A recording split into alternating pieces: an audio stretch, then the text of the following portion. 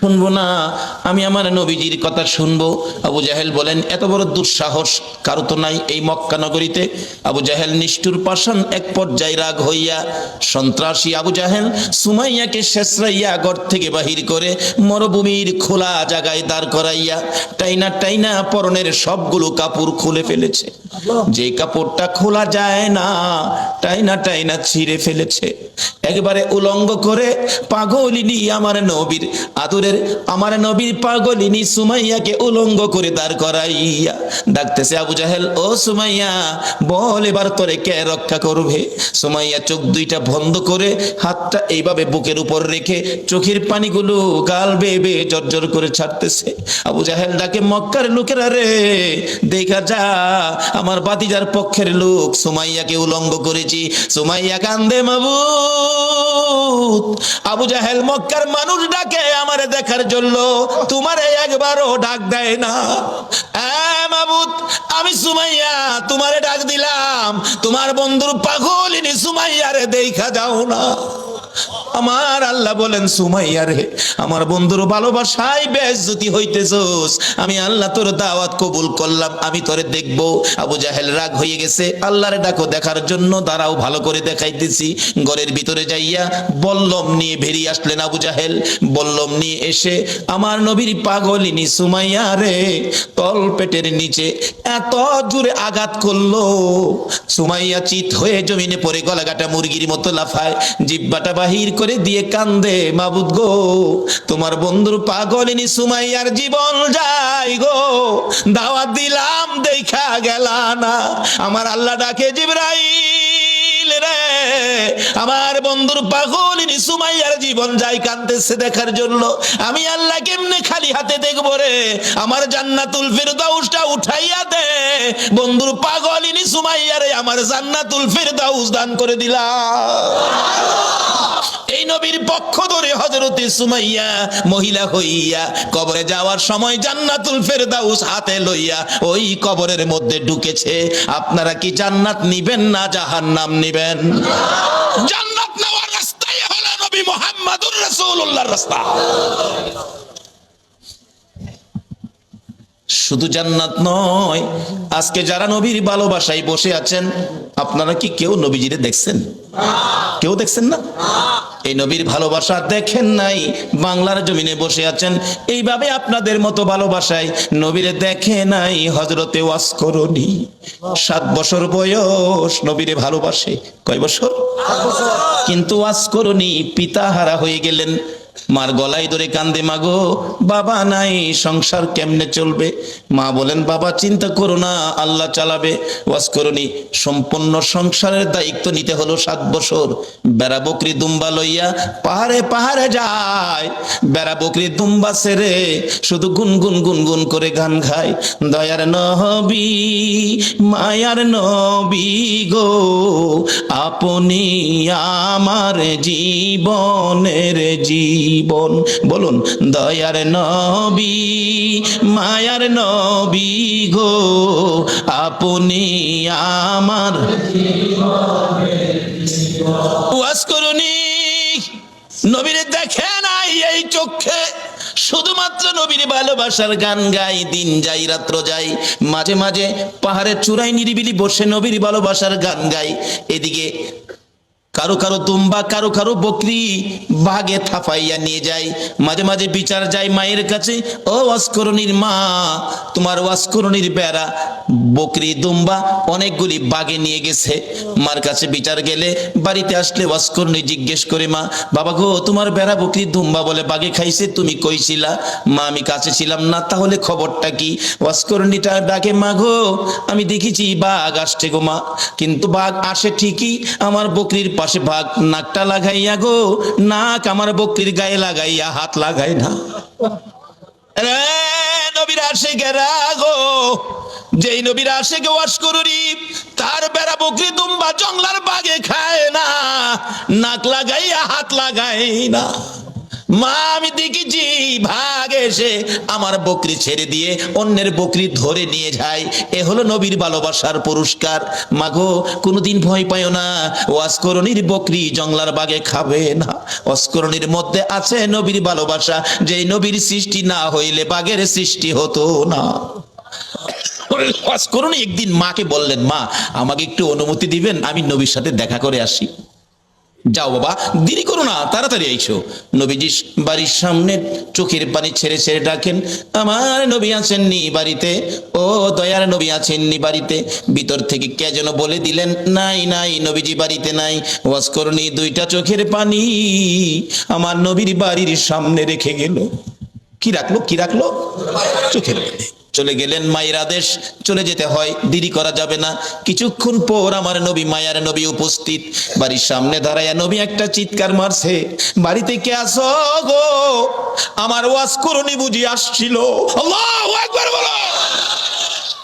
না দেখে ভালোবাসাই যদি এত জ্বালা রে, আজকে কারা না দেখে নবীর ভালোবাসাই বসে আছো? ওয়াসকরণীর মতো পাগল হইয়া কারা মাহফিলের আয়োজন করেছো? তোমাদের জীবন ধন্য হইয়া গেছে। হযরত ওয়াসকরণী চলে গেলেন, আমার নবী বাড়ির সামনে দাঁড়াইয়া চোখের পানি ছেড়ে দিলেন। তোরা কে, কোথায় রে? আমার ওয়াসকরণী আসছিল, তোরা বসতে দিলি না। লোকেরা বলেন, হুজুর কেমনে জানেন আসছিল? তোরা কথা জিজ্ঞাস না রে, আমার ওয়াসকরণীর চোখের পানির গন্ধ জমিনে পাওয়া যায়। যেই নবীর ভালোবাসার চোখের এক ফোঁটা পানির দাম আল্লাহর আরশের চাইতেও বেশি। যেই নবীর ভালোবাসার একটা ফোঁটা চোখের পানি যদি কারো জমিনে পড়ে, তার জন্য জাহান্নামের আগুন হারাম হইয়া যায়। ওয়াসকরণী আসছিল, তোরা বসতে দিলি না, আমার ওয়াসকরণী চলে গেল রে। ওয়াসকরণী আর কোনোদিন নবীর সাথে দেখা হয় নাই। যেদিন আমার নবী জগৎ ছেড়ে চলে যাবেন, মদিনার রওজা পাকে শুয়ে যাবেন, তার আগে আগে আবু বকর, ওমর সাহাবীরা জড়ো হয়ে তাদের একটা আলোচনা শুরু হয়ে গেল।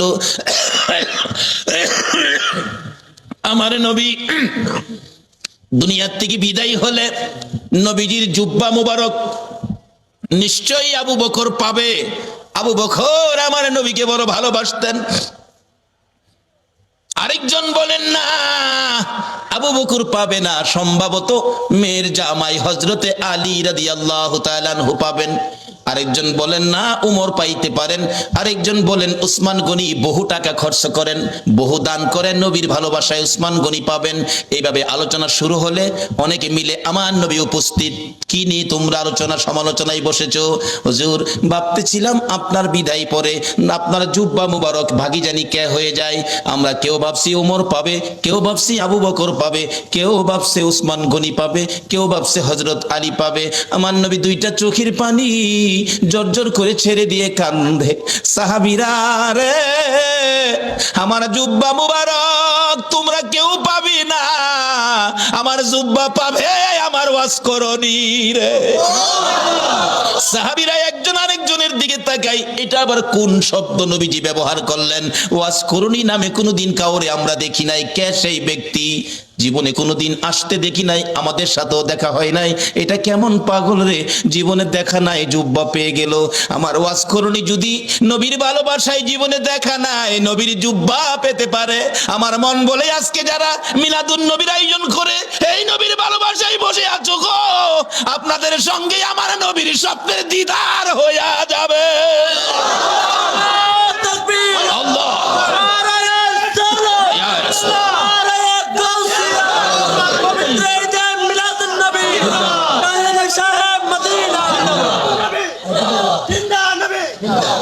বাবারা ভাইরা, হযরতে ওয়াসকরণীর জন্য আমার নবী জুব্বা বাজেট করেছে না দেখে ভালোবাসায়। আমরাও তো না দেখে ভালোবাসায় বসে আছি। আজকে কি আমাদের নবী আমাদের জন্য একটা বাজেট কি নবী দিতে পারে না?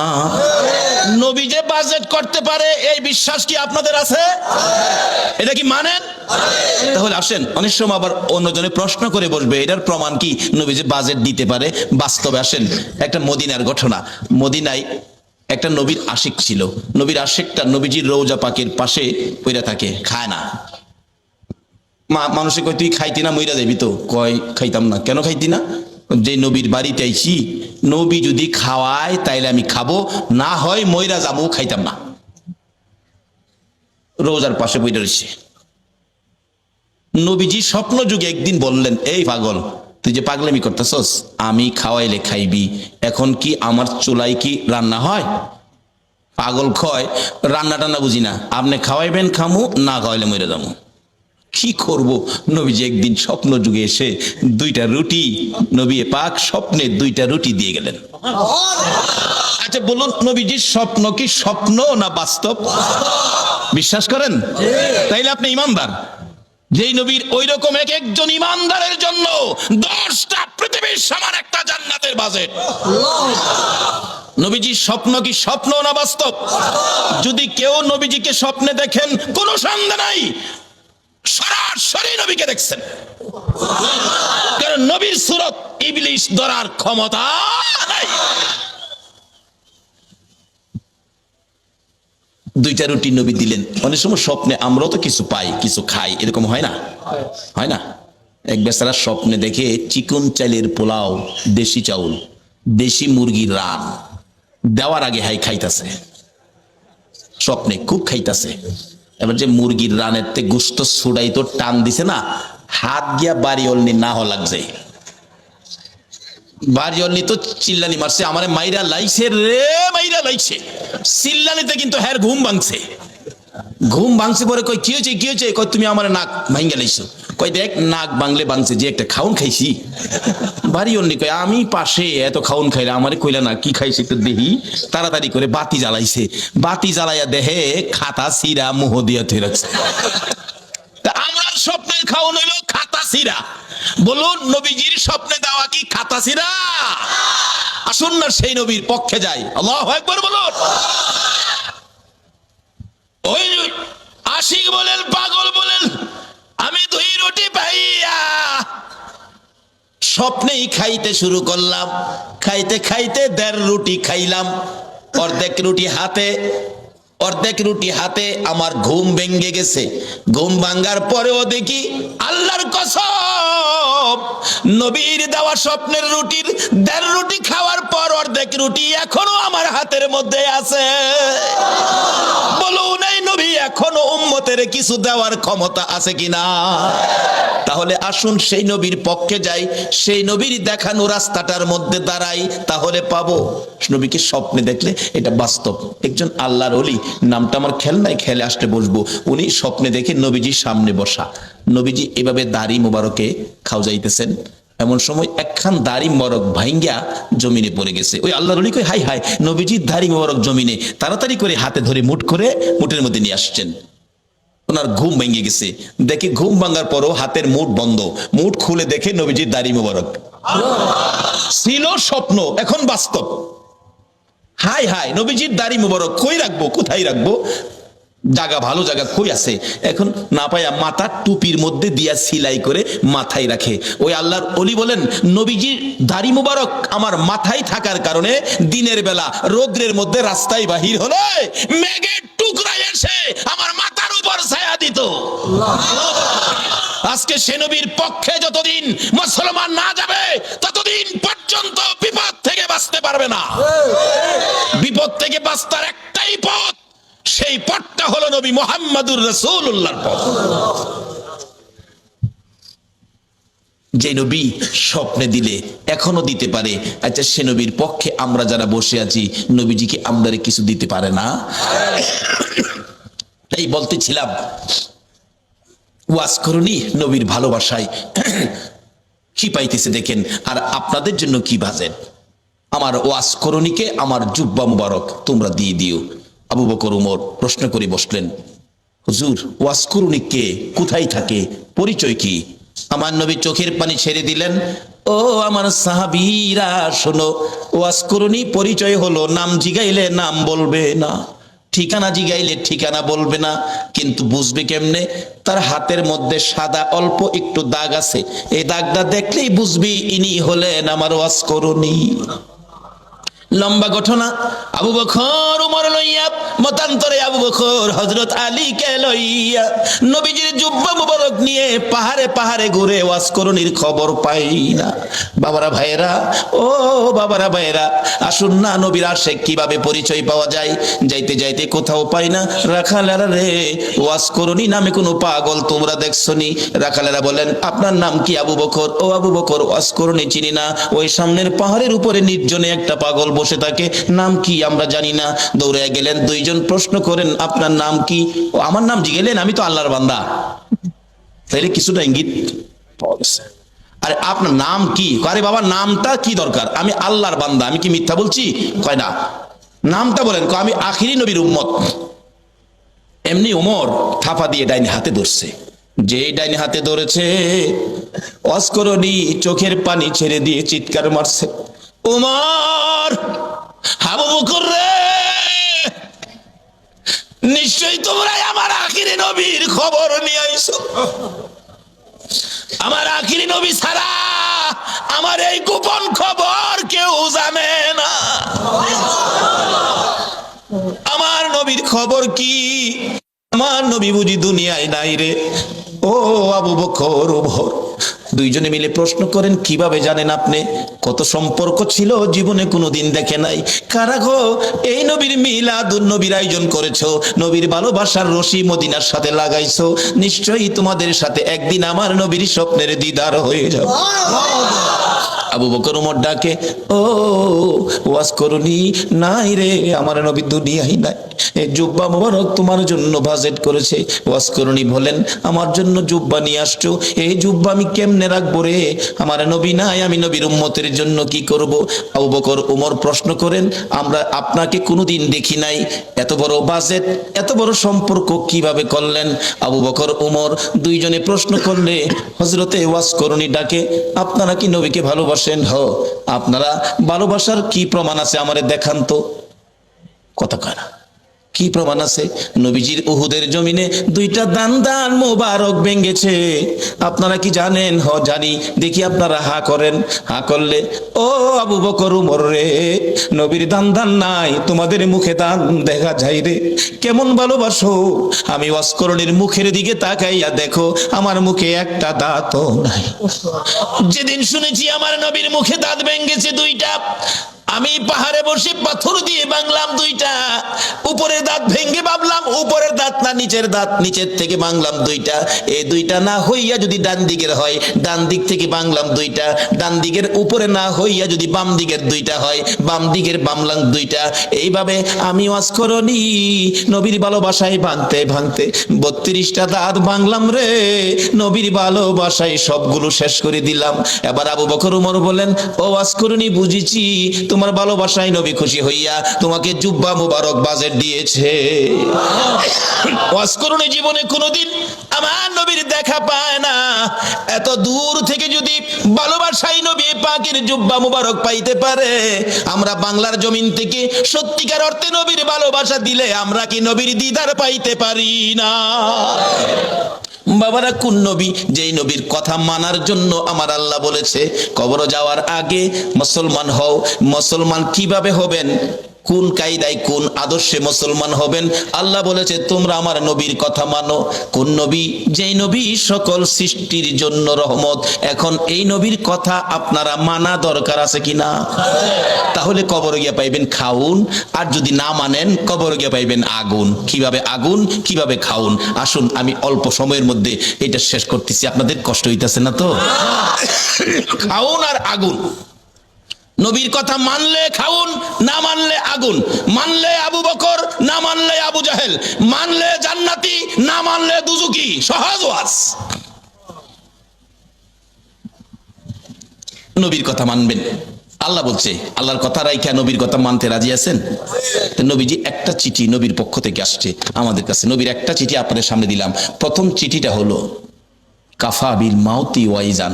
রাসূল বলছে একটা ওয়াজ যথেষ্ট, তুমি তোমার মৃত্যুর কথাটা স্মরণ করো। আচ্ছা, আমরা যে মরতে হবে এই কথাটা কি রাইট? আল্লাহ তো বলছে, নবীও বলতেছে। আচ্ছা, মরার পরে যে কবরে যাবেন, কবরের জন্য কি কোনো রোজগার করছেন? বাড়ি গাড়ি কত কিছু করলেন, এগুলি যে রোজগার করে বাড়ি টাড়ি করলেন, কবরে যে যাবেন, কবর রোজগার কি লইছেন? বাবারে যত সয় সম্পদ আছে, মইরা দেখেন না, মইরা দেখেন, যত সয় সম্পদ আছে আপনার মৃত্যুর পরে আপনার ছেলে মেয়েরা বাট করে নিয়ে যাবে, আপনারে একটা টাকাও দিবে না। মইরা দেখেন না, এও তো কথা যে মইরা আবার সাম কেমনে, এও তো কতই। আসুন তাহলে একটা বাস্তবতায় যাই। এক বেচারা মইরা দেখছেন, এক বেচারা শুনছে কবরে গেলে আযাব হইব। হ্যাঁ কয় একদিন মইরা দেই কবরে গিয়া, জীবিত বেড়া কবরে গেছে, নিজেই কবর কুইরা রাত্রে কবরের উপরে দিয়ে ছানি দিয়া ভিতরে বই রইছে, কি আযাব হই দেখতো। ওয়ারেন্টের আসামি ধরতে পুলিশ যাইতেছিল, দারগা সাহেব যাইতেছে, দুই পুলিশ লইয়া এই যে রাস্তার কিনারে ফাও গেছে গা হের কবরের ভিতরে গেছে, পরে এমনি আন্দাজা ধরছে। পুলিশ ডাকতেছে, স্যার স্যার বিপদ দি কিছে, টর্চ লাইট লই আইন। টর্চ দেহে বাঙ্গা কবর ফাও গেছে, দেহে ভিতরে এক বেটা বসা। হেরে মাথার চুলো ধরে একটা ইন্ডিয়া শেষরায় তুলছে, কিরে কি স্যার কবর বলে আযাব হইব, মৌলবীরা কয় এর লেগে কবর বসলাম, দেখলাম কি আযাব হয়। ওই আযাব নাই তো, খালি পুলিশে ভাড়া। পরে আঞ্জাদা ধরলাম, পরে দেখলাম যে চুলো ধরে টাইনা তুললেন, এই তো, আর আযাব কই। পুলিশ দু তিন বাড়ি ফুটকির মধ্যে দিচ্ছে, ফাতলামি করতে আর জায়গা ফাস্তা যা বাড়ি। সকালবেলা মানুষ কয় দেখছি মৌলবীরা যে কই কবর আযাব দেখতেইছি, ফইলা এক পুলিশে ভাড়া মারে। পরে আরেকটাই চুলো দিয়ে ঠাইনা তুলে, আরেকটাই দুইটা হুটকিত বাড়ি দেয়, এরপরে যা বাড়ি এখন আচ্ছা আসলে কি কবর আযাব এটা? এই বেটা মরার আগে মইরা দেখছি। ও যুবক, কবরের আযাব পাকিস্তানের ঘটনা। 91 সনে মাসিক পত্রিকার খবর, একটা যুবক মৃত্যু হলে পীর দুহা কবরস্থানে তাকে দাফন করার জন্য কবর কুড়ে লাশ নিয়ে গেছে, যা দেখে কবরটা বন্ধ হয়ে গেছে। অর্থাৎ কবরে বুঝাইতেছে তোর মতো পাপীকে আমি রাখবো না। 91 সনের মাসিক পত্রিকার। ইমাম সাহেব ছিলেন আল্লাহর ওলি মানুষ।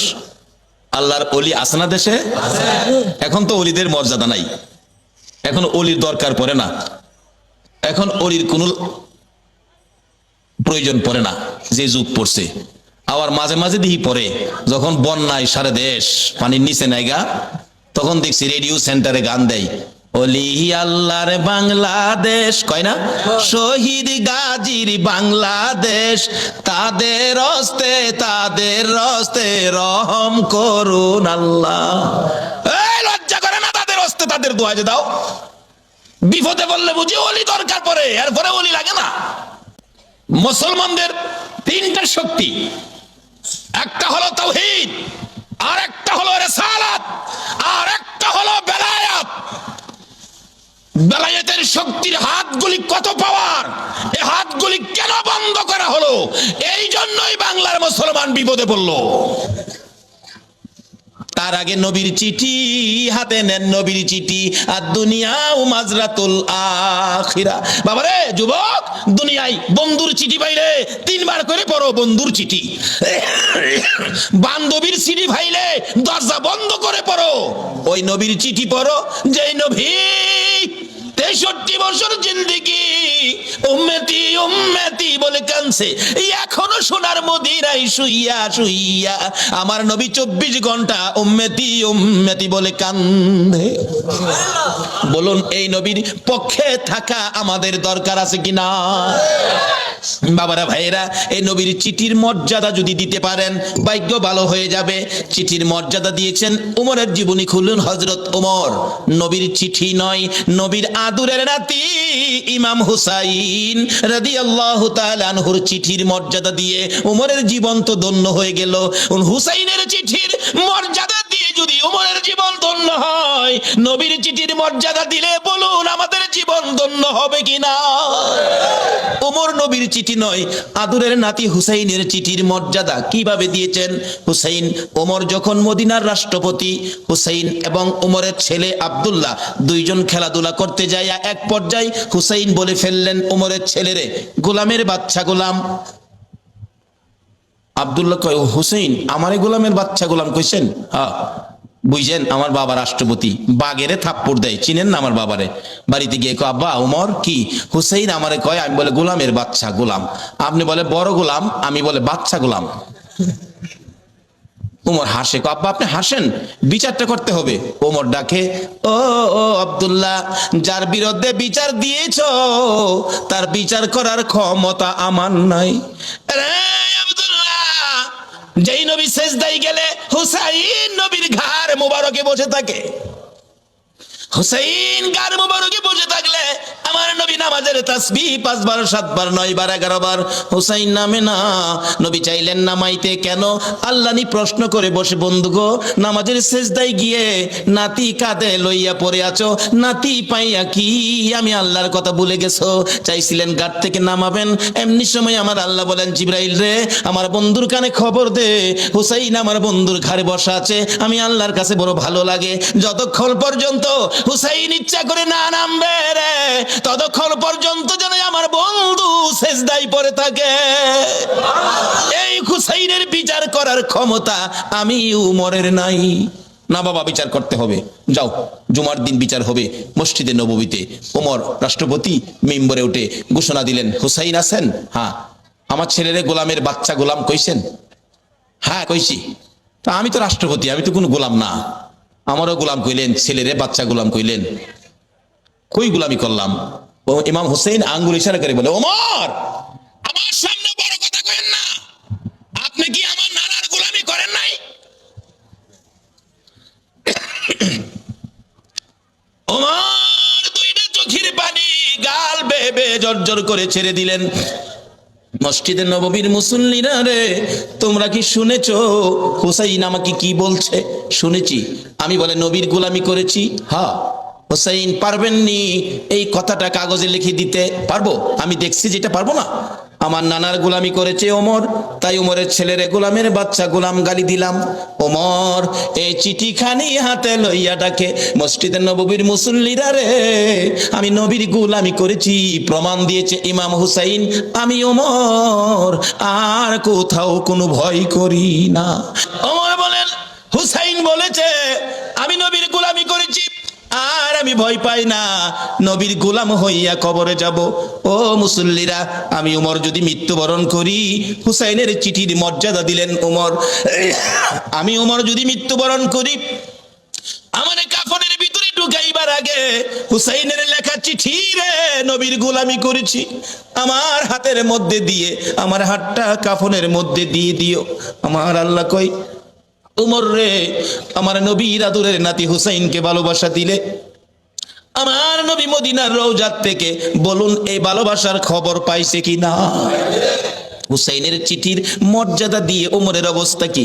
ওমর রাষ্ট্রপতি, মসজিদে নববীর মধ্যে নামাজের ভিতরে ওমরের কলিজার মধ্যে ছুরির আঘাত করেছে, জামাতের মধ্যে ওমর ঢলে পড়ে গেছে, রক্তে মসজিদে নববী লাল লাল হয়ে গেছে, মুসল্লিদের পায়ের নিচে জামাতের মধ্যে রক্ত যাইতেছে, মুসল্লিরা নামাজের মধ্যে চিৎকার মারছে, কার রক্ত রে? মসজিদে নববী লাল হয়ে গেছে। ওমর ঢলে পড়ে আছে, ওমরের ছেলে ডাকতেছে, মুসল্লিরা গো, আমার বাবারে আঘাত করেছে, কে জানি, দরজা বন্ধ করে দেন, প্রতিশোধ নিব, বিচার করব কোন মুনাফেক জানি আঘাত করেছে। ওমর ছোট্ট ছোট্ট সুরে ডাকে, ও বাবা আমার কাছে আসো, প্রতিশোধ নিবা, বিচার করবা আমাকে খুশি করার জন্য। হ বাবা, বাবা রে, বিচার করে প্রতিশোধ নিয়ে খুশি করতে পারবি না, আমাকে যদি খুশি করতে হয় আমি তো মরে যাবো রে বাবা। একটা কথা শুনো। কি কথা? ছেলে, নবীজির রওজার পাশে আমার ভাই আবু বকর ঘুমাইছে, আর একটা জায়গা খালি আছে রে ছেলে, আমাকে যদি খুশি করতে হয় মা আয়েশা সিদ্দিকার কাছ থেকে অনুমতি নিয়ে আসো, আমি উমরকে নবীজির পাশে নিয়ে শুয়াইতে পারো, নবীর পাশে যদি আমারে শুয়াইতে পারো রে, আমি উমর খুশি হইয়া যাইব। অথচ তখনও তিনি রাষ্ট্রপতি, ইচ্ছে করলে গায়ের জোরে শুইতে পারতেন, কিন্তু ইসলাম কোনদিন গায়ের জোর ব্যবহার করে না। নবীরে মানেন, সব বুঝে আসবে। দৌড়ে গেলেন উমরের ছেলে, মা আয়েশা সিদ্দিকা, আমার বাবাকে ছুরির আঘাত করেছে, বাবার মৃত্যু হয়ে যাবে, বাবা কাঁদতেছে, নবীজির রোজার পাশে একটু জায়গা এখানে শোয়ার জন্য অনুমতি দেবেন? মা আয়েশা ভাবতেছেন, ইচ্ছে ছিল আমি এখানে শুইব নবীজির পাশে, এক পাশে আমার বাবা আবু বকর আরেক পাশে আমি শুইব। ওমর অনুমতি চাইলেন। কি বলবো, আচ্ছা আপনি এখন যান, আমি একটু পরামর্শ করি। ওমরের ছেলে চলে গেছে। বাবা অনুমতি হয় নাই, তুমি আবার যাও। আবার যাও। আবার আয়েশা দেখে মা আয়েশা সদ্যকা নবীজির রওজার পাশে দাঁড়িয়ে আছে, প্রশ্ন রাখতেছেন, নবী গো, ওমর আপনার পাশে শুইতে চাই, ইচ্ছে ছিল আমি আয়েশা আপনার পাশে শুইব। হুজুর বলুন কে আপনার পাশে শুইব? আমি আয়েশা না উমর? আমার নবী হুসাইনের চিঠির মর্যাদা দেওয়ার কারণে রোজার ভিতর থেকে নবী ডাকতেছে, আরে আয়েশা, আয়েশা রে, আমার উমরকে আমার পাশে শুয়ার অনুমতি দে। নবী ডাইকা ডাইকা পাশের বিছানায় শুয়াইলেন। নবীর আদরের নাতি হুসাইনের চিঠির মর্যাদা দিলে নবী যদি ডাইকা ডাইকা পাশে শুয়াই গো, এই নবীর চিঠির মর্যাদা সরাসরি দিলে বলুন বিপদে পড়লে নবী আমাদের পাশে আসবে কিনা? বাবারা ভাইয়েরা, মরতে হবে, মরার আগে আসুন রাস্তাটা ক্লিয়ার করি।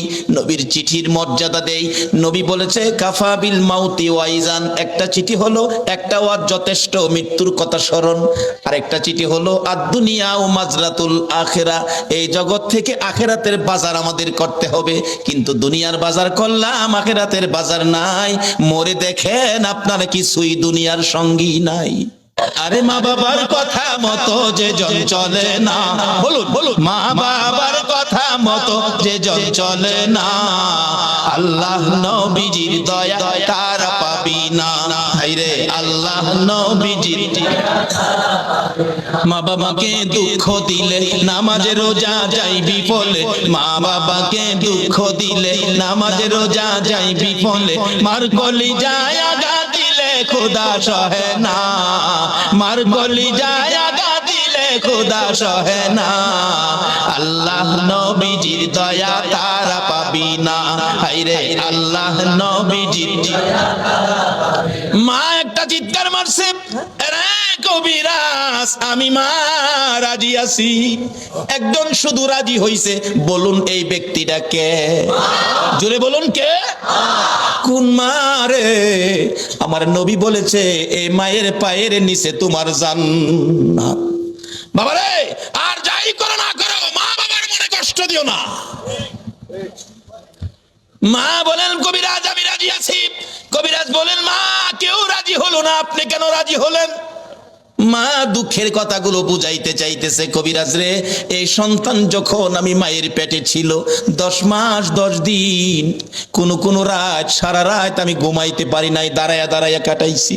যেদিন বাবা দুনিয়ায় আসবে রে কবিরাজ, প্রথম দিনের ব্যথা সহ্য করেছি, কারো কাছে কই নাই। দ্বিতীয় দিনের ব্যথা জিহ্বা কামড়ায় সহ্য করেছি। তৃতীয় দিনের ব্যথা সহ্য করতে পারি নাই রে কবিরাজ, বেহুশ হয়ে গেছি। আমার শাশুড়ি মা দৌড়াই আসছে, আমার বৌমার কি হলো? আশপাশি মুরব্বী মহিলাদেরকে দৌড়াইয়া জোর করেছে। মহিলারা বলছে ভয় পায়েন না, অন্য কিছু না, আপনার বৌমার সন্তানাদি হবে। তাহলে তোমরা আমার বৌমার মাথায় পানি দাও গো, আমার বৌমা বেহুশ হয়ে গেছে। কবিরাজ বালতির পর বালতি পানি মাথায় দিয়ে জ্ঞান যখন ফিরলে রে কবিরাজ, এত ব্যথা সহ্য করতে পারি না। আমি মুরব্বী মহিলাদেরকে বলেছিলাম সন্তানের প্রসব এত ব্যথা আমি আগে জানি না গো মা।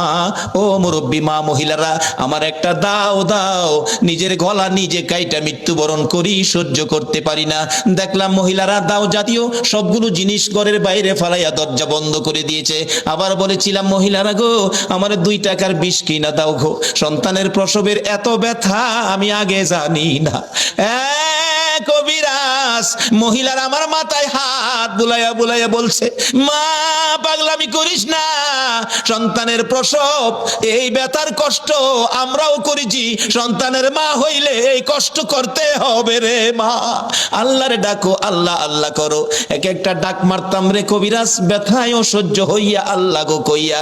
এই ডাকগুলি যখন শুনে আমার আল্লাহ আরশে বসে বাজেট দিয়ে দিলেন। ফেরেশতারা রে, যেই মা প্রসব ব্যথার যন্ত্রণায় আমার আল্লাহ গো কইয়া ডাক মারে রে, এক একটা ডাকের বিনিময় এক একটা কবুল হজের নেকি আমি আল্লাহ দান করে দিলাম। মার কষ্টের বিনিময় আমার আল্লাহ দেয়, আমরা সন্তানেরা দেই না। বাবারে ভালোবাসতে পারেন নবীকে, মসজিদ বানাইতে পারেন, মাদ্রাসা বানাইতে পারেন, নামাজ পড়তে পারেন, রোজা করতে পারেন, হজ করতে পারেন, যাকাত দিতে পারেন, মুফতি মুহাদ্দিস মুফাসসির হইতে পারেন, মক্কা মদিনার ইমাম সাহেব যদি হয়ে যাও, এই মা বাবারে যদি কষ্ট দাও গো, আমার নবীর সুপারিশ নসিব হবে না। নবীর ভালোবাসার সাথে এই সম্পদগুলো পরিষ্কার রাখুন, মা বাবার সাথে সম্পর্ক ভালো রাখুন। আসলে মা আপন, নবীজি বলে গেছে মার পায়ের নিচে জান্নাত, যার পায়ের নিচে জান্নাত, এর চেয়ে দামি মানুষ পৃথিবীতে আর নাই। এই মার দাম নাই, এই মার ইজ্জত নাই, এই মার কদর নাই, এই মার সম্মান নাই। তাহলে রোজগার কি করেছেন? নবীর চিঠি বাড়িতে নেন। নবী বলেছে আর দুনিয়া ও মাজরাতুল আখেরা, দুনিয়াটা আখেরাতের বাজার। বাবারে কবর সামনে, কার জানি কবে ডাক আসে। একটা কবরে রোজগার করে যাবেন, কবর গেলে পাইবেন খাউন, আর একটা কবরে যাবেন পাইবেন আগুন। দুইটা পক্ষ, আগুনের পক্ষ আর খাউনের পক্ষ। এটাই হবে আমার শেষ কথা। আগুনের পক্ষ একজন নবীজির সাহাবীর জীবনী, বদর প্রান্তরের উপর দিয়ে যাচ্ছিল, দেখে একটা বিশাল ব্যক্তি, সারা শরীরে আগুন দাউ দাউ করে জ্বলতেছে, হাতের মধ্যে আগুনের বেরি, গলার মধ্যে আগুনের জিঞ্জিল, পায়ের মধ্যে আগুনের জিঞ্জিল, দুইজনে ধরে রাখছে, আগুনের লাঠি দিয়ে মারতেছে বদর প্রান্তরে। ওই লোকটাকে দেখে ডাকতেছে, ভাই আমার এক গ্লাস পানি দাও, আগুনে পুড়ে আমার সব ছাই ছাই হয়ে গেছে। ওই দুইজন লোক বলতেছে, চলে যাও, পানি দিও না।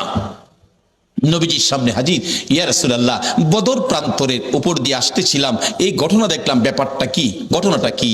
নবীজি বলেন, শোনো, যারে দেখছো কবর থেকে আগুনের ধাও ধাও করে পুড়তেছে, যারে দেখছো এই লোকটাই হলো আবু জাহেল। আগুনের জিঞ্জিল বাঁধা যারা ধরে রাখছে তারা হলো ফেরেশতা, আগুনের ডান্ডা দিয়ে মারতেছে, তারা শাস্তি দিতেছে। এইভাবে শাস্তি চিরকাল তার হবে কবরের মধ্যে। এই আগুন দাউ দাউ করে জ্বলবে। আমার কাছে পানি চাইছিল, পানি দিতে নিষেধ করলো, তো তার কপালে পানি নাই, পানি কোনোদিন সে পাবে না। নবীর পক্ষ নেয় না বিদায়, আবু জাহেলের কবরে আগুন।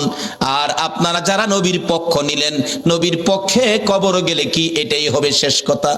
আমার নবীর একজন আদুরের ভালোবাসার সাহাবী ছিলেন, মদিনার ঘটনা। যেই সাহাবীটার নাম কিতাবে আসছে আসওয়াদ, আরবি হলো আসওয়াদ, বাংলা হলো কালো, কালামিয়া। নবীজি একদিন ডাকে, আসওয়াদ বিয়ে করছো? জি না হুজুর। বিয়ে করবি? হুজুর বিয়ে করুম, যে আমি তো কালো, কেউ পছন্দ করে না।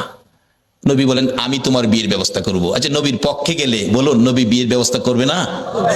আমি ব্যবস্থা করব। হুজুর আপনি করবেন? আচ্ছা ঠিক আছে। নবীজি একটা চিঠি লিখছে, আসওয়াদ এই নাও, এই চিঠিটা মদিনার বড় বাড়িটা আছে না, বড় বাড়ির মালিকের হাতে দিও। বড় বাড়ির মালিক যায় দেখে বাড়ির সামনে বসা, আসসালামু আলাইকুম চাচা। ওয়ালাইকুম সালাম ভাতিজা। নবীজি চিঠি পাঠাইছে। আর বলো কি, বসাতে দাঁড়ায় গেছে। নবীর চিঠি খুলে দেখি লেখা, তোমার সুন্দরী মেয়েটাকে আমার কালো সাহাবীর কাছে বিয়ে দিয়ে দাও, ইতি রাহমাতাল লিল আলামিন। চুমা খাইয়া বুকে লাগাইছে, হাই হাই কি ভাগ্য, নবী চিঠি পাঠাইছে, আমার সুন্দরী মেয়েটাকে কালো সাহাবীর কাছে বিয়ে দিতাম। কিতাব লেখে মেয়েটা এত সুন্দরী ছিল, মদিনার মধ্যে এর চেয়ে সুন্দর কোনো মেয়ে ছিল না। এই জন্য মদিনার মানুষ তারে মদিনার হুর কইয়া ডাকতো। কিতাবে আসছে হুরে মদিনা। এই নবীর পক্ষ ধরুন, কে বসে আছো নবীর পক্ষে? কার সেই নসিব? চিন্তা করতেছে, সাহাবীটা লিখলো কালো, মেয়েটা সুন্দর, কালো। নবীজি লিখছে মানতে হবে। ছেলেটা যে কালো, কেমন কালো জানি, চায় দেখতেছে ভালো করে, চায় দেখে, আরে বাবারে একবারে জাহাজ মার্কা। আসলে এমন কালোই ছিল, এখনো মদিনায় কালো বংশের লোক আছে, গেলে দেখতে পারবেন। আসওয়াদ জি, কালো, আমি একটু মেয়ের সাথে পরামর্শ করলে ভালো হয়, নবীজি পাঠাইছে। বাবা তুমি এখন যাও, তোমার আমি পরে জানাবো, মানে মেয়ের সাথে পরামর্শ করবো। যুবক যাইতেছে, আসওয়াদ মনটা কষ্ট, মাথা চুলকায়, হুজুর কইছিলাম না, ওই তো না, মানে পছন্দ করে না। আল্লাহ কো, আসওয়াদ রে, আর যেই নবী আঙ্গুল ইশারা করলে আকাশের চাঁদ দুই টুকরা হয়, আর এই নবীর লেখা চিঠি বিফল যাইতে পারে না। আজকে যারা নবীর পক্ষে বসে আছেন, আপনাদের এই কষ্ট বিফল যাইতে পারে না। আমি আবদার করব, এই কষ্টের বিনিময় আল্লাহ যেন নবীর স্বপ্নের দিদার নসিব করে দেয়। মনটা কষ্ট। আল্লাহ কয় না, হবে না, ব্যবস্থা করতেছি। মহিলার মধ্যে আল্লাহ পাক রহম দিলেন, মহিলা দৌড়াইছে, সুন্দরী মেয়ে। বাবা যুবক আসছিল, কালো, খুশি, মনটা কষ্ট যাইতেছে। ব্যাপার কি? মা এই যে নবী চিঠি পাঠাইছে, তোমার বিয়ের প্রস্তাব, কালো ছেলে, ভাবলাম তুমি রাজি হও কিনা, এই জন্য বিদায় দিলাম। মেয়েটার চিঠিটা হাতে নিয়ে চুমা খাইয়া বুকে লাগাইয়া ডাকে, বাবা এত নিষ্ঠুর কেমনে হইলা গো? যেই নবীর কথা মানার জন্য আমার আল্লাহ বলেছে, এই নবীর কথা আমার বিয়ের প্রস্তাব। বাবা আমি কালো আর সুন্দর বুঝি না, আমি নবীর কথা মানি রে। ও সোনার বাংলার ভাইয়েরা, মা বোনেরা, যে ইয়াসরিব নামের পাথর আর বালুর দেশ, এই নবীর কথা মাইনা নবীর ভালোবাসা দিয়ে যাইয়া দেখো সোনার মদিনা হইয়া গেছে। আজকে সোনার বাংলা নাম দিয়ে নবীর ভালোবাসা দিতে পারলাম না, বিদায় সোনার মানুষ হইতে পারলাম না। মদিনার মহিলারা পর্যন্ত আমার নবীরে কত ভালোবাসে। নবী জীবনী, নবী যুদ্ধে রওনা হলেন, একজন মহিলা 6 মাসের একটা বাচ্চা ছেলে কোলে লইয়া রাস্তায় দাঁড়াইয়া দাঁড়াইয়া কান্দে। আমার নবী বলেন, মহিলা রে, বাচ্চা কোলে লইয়া কান্দো, ব্যাপার কি হুজুর? মহিলারা যুদ্ধে যাওয়া নিষেধ হয়ে গেছে, আমার আর কেউ নাই গো, আপনার পক্ষে কারে আমি যুদ্ধে দিব? ও মা বোনেরা, তোমার কোন সন্তান এই মাহফিল কমিটির সদস্য গো? তোমার ভাগ্য ভালো, ওই মদিনার মহিলা নবীর পক্ষে দেওয়ার জন্য কুলের সন্তান লইয়া দাঁড়াইয়া রইছে। আজকে কোন মায়ের সন্তান এই মিলাদুন নবীর কমিটির সদস্য হয়েছে? মাগো তোমার জীবন ধন্য। হুজুর আমার এই ছেলেটাকে যুদ্ধের ময়দানে নিয়ে যান, আমার আর কেউ নাই, কাকে আপনার পক্ষে দিব?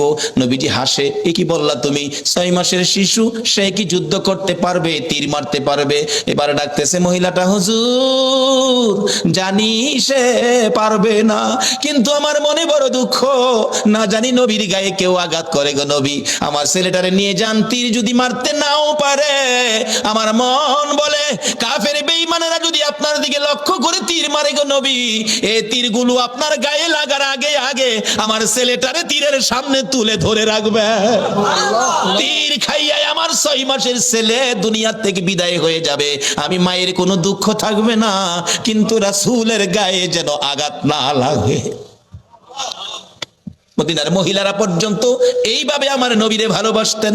আজকে ইয়াসরিব নামের পাথরের দেশ সোনার মদিনা হয়ে গেছে। এবার মেয়েটা ডাকতেছে, বাবা গো আমি সুন্দর আর কালো বুঝি না, নবী চিঠি পাঠাইছে, নবীর কথা মানতে যাইয়া সুন্দরী মেয়ে কালোর কাছে বিয়ে বসতে রাজি হয়ে গেলাম। বাবা ডাক দেন, যাইতেছে গা, নবী কষ্ট পাবে। মদিনার মহিলারা পর্যন্ত নবী কষ্ট পাবে এই কাজ করতে রাজি না। ডাক দেন, বাবা তো আগেই রাজি। আসওয়াদ কালামি আসেন, ডাহের সাইজ দেখা যা ভালোই, বিয়াটা যদি হয় আপনারা কি দাওয়াত দিলে যাইবেন? কেউ রাজি না, যাইতেন না? বুঝছি কিছু টাকা পয়সা লাগে হয়তো, বিয়াত গেলে লেগে রাজি না। আরে এই বিয়ার টাকা লাগতো না, রাজি কিনা কন? যাউন লাগতো না, বিয়া হয়ে গেছে।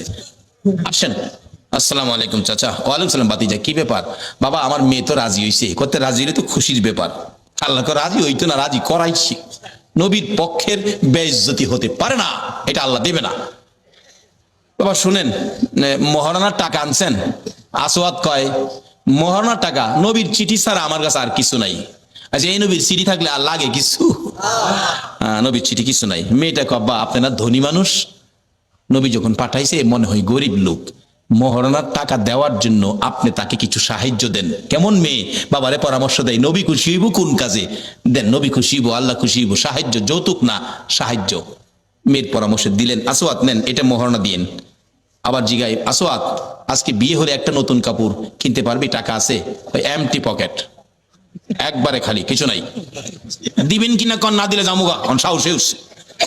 মেয়েটাকে, বাবা এটা পাগল, যাইতে দিয়েন না, নবী কষ্ট পাইবো। বাবা আপনারা ধনী মানুষ, কেমন মেয়ে ও বাবারে পরামর্শ দেয়, ধনী মানুষ না আপনি, দেন না বাবা। একটা কাপড়ের টাকা দিলেন, মহারানার টাকাও বাবা দিলেন। লইয়া আসওয়াদ মদিনার মার্কেটে বিয়ের বাজার করবে। কাপড়ের দোকানে ঢুকলেন, দোকানদার কাপড় দে, সুন্দরী মেয়ে বিয়ে করব, দেখেন কোনটা নিবেন কোনটা না। আসওয়াদ দেখতেছে কোনটা নিবে কোনটা না। এমন সময় শুনে রে রাস্তা দিকে যেন পাগলের মতো দৌড়ায়, এতিমের মতো কান্দে আর ডাকে, রে মদিনার দোকানদারেরা, ও মদিনার যুবকেরা, ও মদিনার সাহাবীরা, খবর পাইছো নি আল্লাহর বন্ধু যুদ্ধের ময়দানে রওনা হয়ে গেছে। এমনি সময় যুবকেরা দৌড়াইয়া বাড়িতে গিয়ে যুদ্ধের পোশাক পরে তরবারি হাতে মার পায়ে সালাম করতেছে, মাগো বিদায় দাও গো মা। নবী বলে যুদ্ধে গেছে, বিদায় দাও, দেখা হবে হাসরের ময়দান। দোকানদারেরা দোকান বন্ধ করতেছে, দোকানদারি করবে না। আসওয়াদ নিজেকে নিজে প্রশ্ন করে, ও আসওয়াদ, নবী বলে যুদ্ধে যাইতেছে, তুই কি এখন যুদ্ধের বাজার করবি না বিয়ের বাজার করবি? মন ফাইসালা দিলেন, নবী যুদ্ধে যাবে, বিয়ের বাজার করব না। বিয়ের বাজারের সবগুলো টাকা লইয়া, নবীর ভালোবাসা কাকে কয়, একটা তরবারি বিয়ের বাজারের টাকা দিয়ে যুদ্ধের বাজার তরবারি কিনে নবীর পিছে পিছে দৌড়াইয়া যুদ্ধের ময়দানে যুদ্ধ করতে করতে হযরতে আসওয়াদ শহীদ হয়ে গেছে। যে যুদ্ধে 70 জন সাহাবা জীবন দিয়েছে, আমার নবী যুদ্ধ শেষে ডাকতেছেন, সাহাবীরা রে, আমার শহীদদেরকে দাফন কর, গোসল দিস না রে, রক্ত মাখা জামা গুলো পাল্টাইস না, রক্ত মাখা জামা সহ দাফন করে দে। আমি নবী হাসরের ময়দানে আমার আল্লাহরে দেখাবো আমার উম্মতেরা কত পাক। সেই নবীর ভালোবাসায় কারা বসে আছেন? আমার নবী দাফনের নির্দেশ দিলে 69 জনকে রক্ত মাখা জামা কাপড় সহ দাফন করা হলো। 70-এর মাথায় দূরে পড়ে আছে হযরতে আসওয়াদ। নবী বলেন, সাহাবীরা রে, আমার আসওয়াদ বিয়ে করতে গিয়েছিল, এই ময়দানে দেখা যায়। একজন বলেন, হুজুর আমি দেখেছি বিয়ের বাজারে টাকা দিয়ে আপনার কথা শুনে যুদ্ধের বাজার করে জীবন দিয়ে ফেলেছে। আমার নবী বলেন, কাছে যাইয়া দেখি নতুন তরবারিটা হাতে চিত হয়ে পড়ে আছে, জিহ্বাটা বাহির হয়ে কপালে লাইগা রইছে, কলিজাটা বাহির হইয়া থরথর করে কাঁপতেছে। আমার নবী ডাকে, আসওয়াদ রে, মদিনার হুর নিলি না, নবীর ভালোবাসায় জীবন দিলি রে, কলিজা দেখাইয়া বিদায় হইলি, মাউদ আমার আসওয়াদ রে কি দিবা গো আল্লাহ। নবী বলেন, আমি কবরের পাশে দাঁড়িয়ে আছি, আসওয়াদের লাশটা ধরে ধরে নিয়ে আনতেছে কবরে দেওয়ার জন্য। নবীজি কবরের দিকে তাকাইয়া মুস্কি মুস্কি হাসতেছেন। সাহাবীরা বলেন, ইয়া রাসূলুল্লাহ, এই কবরের দিকে তাকাইয়া মুস্কি মুস্কি হাসেন কারণ কি? আমার নবী বলেন, সাহাবীরা রে, আমি যা দেখি তোমরা তা দেখো না, আমি যা জানি তোমরা তা জানো না। হুজুর কি দেখে হাসলেন আমরা জানতে চাই। আমার নবী ডাকে, সাহাবীরা রে, আমার আসওয়াদ মদিনার হুর ফালাইয়া আমি নবীর ভালোবাসায় বিয়ের বাজারের টাকা দিয়ে যুদ্ধের বাজার করে জীবন দিয়ে কবরে রওনা হয়েছে। আমি তার কবরের পাশে দাঁড়াইয়া দেখি রে, মদিনার হুরের পরিবর্তে রে আসওয়াদের কবরে জান্নাতের হুর পাঠাইয়া দিছে।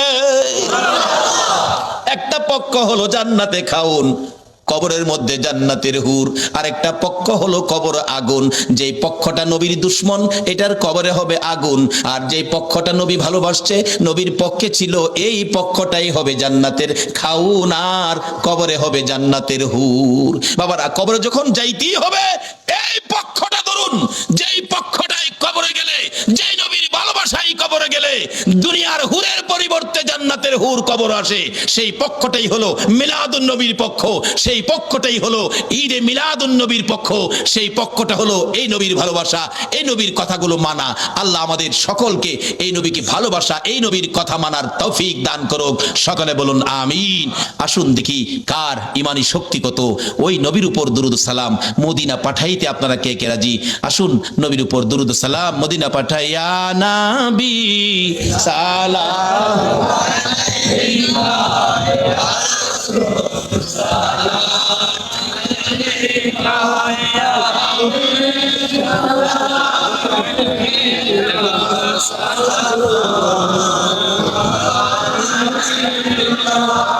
سيدي يا رسول الله سلم عليك يا حبيب الله بختوں کا چمکے ستارہ حاضر گاہوں اشارہ در کے گر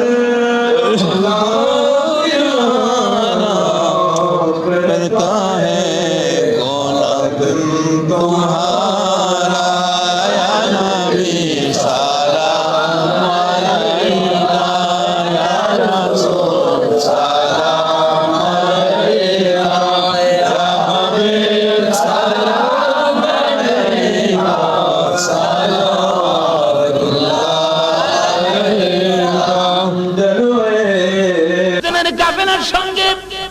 দাদা আব্দুল মুত্তালিবের নির্দেশে মার কোলে হয়ে উঠে মার গলায় ধরে রওনা করলেন, মদিনায় যাবে বাবার কবর জিয়ারতে। বলুন কার কবর জিয়ারতে? কোত্থেকে শুরু হয়ে যায়? যাইতে যাইতে যাইতে যাইতে মক্কা নগর পার হইয়া মদিনায় যাইয়া গো আমেনা আব্দুল্লাহর কবরের পাশে যাইয়া কবরটা দেখে দূর থেকে কাঁদতেছে। হয়তো আব্দুল্লাহর কবর দেখা যায়, হয়তো আব্দুল্লাহর মাজার দেখা যায়। আমার নবী 6 বছর বয়স, মার কুল থেকে মায়ের চোখের পানিগুলো মুছে মুছে প্রশ্ন করেন, মা মা গো ওইদিকে তাকাইয়া তাকাইয়া কেন কাঁদো? আমার নবী তো আর কোনোদিন বাবার কবর দেখে নাই, মা কেন কাঁদো জানতে চাই। আমানা জবাব দেন, বাবা মুহাম্মদ ওই যে কবরটা দেখা যায়, এই কবরের মধ্যে তোমার বাবা খাজা আব্দুল্লাহ ঘুমাইয়া রয়েছে। আমার নবী বলেন, মা মা আমার কোল থেকে নামাইয়া দাও না গো। মা আমেনা বলেন, আমি যখন 6 বছর বয়সে শিশুর নবীকে আমার কোল থেকে নামাইয়া দিলাম, একটা দৌড় মারছে রে, বাবার কবরের উপরে যাইয়া পড়ে গেছে। ডান পাশে বসে কাঁদে বাবা বাবা কইয়া, বাম পাশে বসে কাঁদে বাবা বাবা কইয়া, পায়ের কাছে বসে মাটির মধ্যে হাত লাগাইয়া কাঁদে, বাবা গো মক্কা থেকে মদিনায় আসলাম তোমাকে পাওয়ার জন্য, তোমাকে দেখার জন্য, একটু দেখা দাও না গো বাবা, তোমার কি মায়া লাগে না? আমি জীবনে কোনোদিন তোমার কোলে উঠলাম না, দুইটা হাত বাড়াইয়া দাও না, আমি তোমার কোলে উঠবো গো বাবা। এই সময় আমেনা বলেন, আমি দেখি কবরের মাটি থরথর করে কাঁপতেছে। মন বলে আব্দুল্লাহ আদুরের সন্তান কোলে নেওয়ার জন্য মাটির ভিতর থেকে বুঝি বাহিরে হইয়া যাবে, কিন্তু আল্লাহর বিধান না আসতে পারতেছে না, ভিতর থেকে কান্নাকাটি শুরু হয়ে যায়। আমার আল্লাহ বলেন, আব্দুল্লাহ রে কান্দিস না, কোলে নিতে পারবি না। ও আব্দুল্লাহ চিন্তা করিস না, তোর সন্তান আমার বন্ধু, আমার বন্ধুর হেফাজতের দায়িত্ব আমি আল্লাহ নিয়েছি। এভাবে কাঁদতেছে। আমার আল্লাহ বলেন, বন্ধু গো বাবার কবরের পাশে কান্দো, আমি আল্লাহ দেখেছি বাবার কবরের পাশে কান্দো, তোমার কান্নাটুকু আমি স্মৃতি করে রেখে দিলাম, তোমার কান্নাটুকু প্যাকেট করে রেখে দিলাম কিয়ামত পর্যন্ত। এইভাবে যদি তোমার কোন উম্মতেরা বাবার কবরের পাশে যাইয়া কান্দে আর এক ফোঁটা চোখের পানি বাবার জন্য যদি আমাকে দেখাইতে পারে গো বন্ধু, কথা দিলাম তোমার চোখের পানির সাথে মিলাইয়া ওই সন্তানের বাবার কবরের আযাব আমি মাফ করে দিব। শিক্ষা দিয়ে গেলেন নবী, বাপ মার সাথে দুনিয়াতে শুধু খেদমতই নয়, বাপ মার সাথে আরো কত কিছু করতে হবে। আসুন সামনে বাড়ি, বাপ মার সাথে যদি বেঈমানি হয়, নাফরমানি হয়, সব শেষ, বরবাদ। দয়ার নবী মায়ার নবী অনেক লম্বা ঘটনা, শুধু এই জায়গার মধ্যে ওয়াজ করলে 2 ঘন্টার ব্যাপার। দয়ার নবী মায়ার নবী এখানে কান্নাকাটির পর মা আমেনা টাইনা উঠাইয়া কিছুদিন বেড়াইয়া মদিনা থেকে আবার রওনা আবুয়া নামক স্থান মক্কা কাছাকাছি যাইয়া মা আমেনা বলেন, উম্মে আইমান রে আমার শরীর ভালো না, আমি তো হাঁটতে পারতেছি না, আমার শরীরের মধ্যে জ্বর আইসা গেছে, তাবু টানাও। তাবু টানাইলে দয়ার নবী মায়ের নবী মায়ের পাশে বসা, মা একটু পরে পরে সন্তানের দিকে তাকায়। আমার নবী জিগায়, মা গো বারবার কেন আমার দিকে তাকাইয়া থাকো? আমেনা বলেন, বাবা গো আমার মন বলে গো আমি বাঁচবো না। আমার নবী আঞ্জায়া গলায় ধরেছে, মা বাবার ব্যথা কলিজা মানে না, তুমি যদি না বাঁচো দুনিয়ার থেকে বিদায় হয়ে যাও, আমি কার গলায় ধরে ঘুমাইবো? না না তোমাকে মরতে দিব না। আমেনা কান্দে, বাবা গো না আমি বাঁচতে পারবো না, মন বলে আমি বাঁচবো না, মাথায় পানি দাও। একটু পানি যখন মাথায় দিলেন আমেনা বলেন, উম্মে আইমান রে এই পানিগুলো আর খরচ করিস না রে উম্মে আইমান, আমার বাবার যদি পানির প্রয়োজন হয় পানি কোত্থেকে পাবি, আমার পানি দরকার নাই, আমার বাবা কই আমার বুকে উঠাইয়া দিয়া। আমার নবী মায়ের বুকে গলায় আঞ্জায়া ধরে, আমার নবীর মা আমেনা দুইটা গালে দুইটা চুমু দিয়া বিদায় হইয়া না। আমার নবী বারবার ডাকে মা, মা গো, আর মা জবাব দেয় না। দুই গালে চুমাইয়া চুমাইয়া আমার নবী কান্দে মা মা কইয়া, মা জবাব দেয় না। মরুভূমির বালু কত করে গো, মাকে জীবনের বিদায় করে দিয়ে আমার নবী কান্দে। আমার আল্লাহ বলেন, বন্ধু গো, মাকে কবরের ভিতরে রেখে মার কবরের পাশে দাঁড়াইয়া কান্দো, বারবার কবরের দিকে ফিরে ফিরে চাও। এইভাবে তোমার উম্মতেরা যদি মায়ের কবরে যাইয়া কান্দে রে বন্ধু, কথা দিলাম তোমার চোখের পানির সাথে ওই চোখের পানি মিলাইয়া আমি সন্তানের কান্ধার কারণে মায়ের কবরের আযাব চিরদিনের জন্য বন্ধ করে দিব। আমার নবী এই শিক্ষাটুকু আমাদের কাছে তুলে দিয়ে গেলেন, শিক্ষা দিয়ে গেলেন। আমরা মা বাবা দুনিয়া থেকে বিদায় হলে এইভাবে মায়ের কবরে যাব, বাবার কবরে যাব। আল্লাহ বলেন, মায়ের কবরে বাবার কবরে চুপচাপ বসে থাইকো না, এই দোয়াটা তোমরা কইরো। কি দোয়া? আল্লাহ নিজে শিখাইলেন, রব্বির হামহুমা কামা রব্বায়ানি। বলুন, রাসূল যেই বাবা মা বাবার জন্য এইভাবে অবস্থান দেখায় দিয়ে গেলেন, এই মা বাবার সাথে কি আমাদের সম্পর্ক ঠিক আছে এখন? কারো কাছে কয় নাই, অসহ্য হয়ে ব্যথায় দাঁতি লেগে গেছে, জ্ঞান হারা।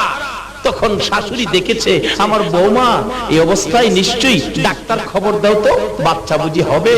আয়েশা দেখে বাচ্চা ভূমিষ্ঠ হয়ে গেছে, মা জিহ্বা বাহির করে দিয়ে 3 ঘন্টা পর্যন্ত বেহুশ। আমার নবী বলেন, উম্মতেরা রে, এই মার পায়ের নিচে তোমার জান্নাত। মসজিদের নিচে নয়, মাদ্রাসার নিচে নয়, মক্কার নিচে নয়, মদিনার নিচে নাই রে, জান্নাত হইল তোমার মার পায়ের নিচে। বলুন, কার পায়ের নিচে? কোন মা? দেখেন, ছোট কালে 51 ভুক্ত সংসার তো, চাচা আছে, দাদি আছে, দাদা আছে।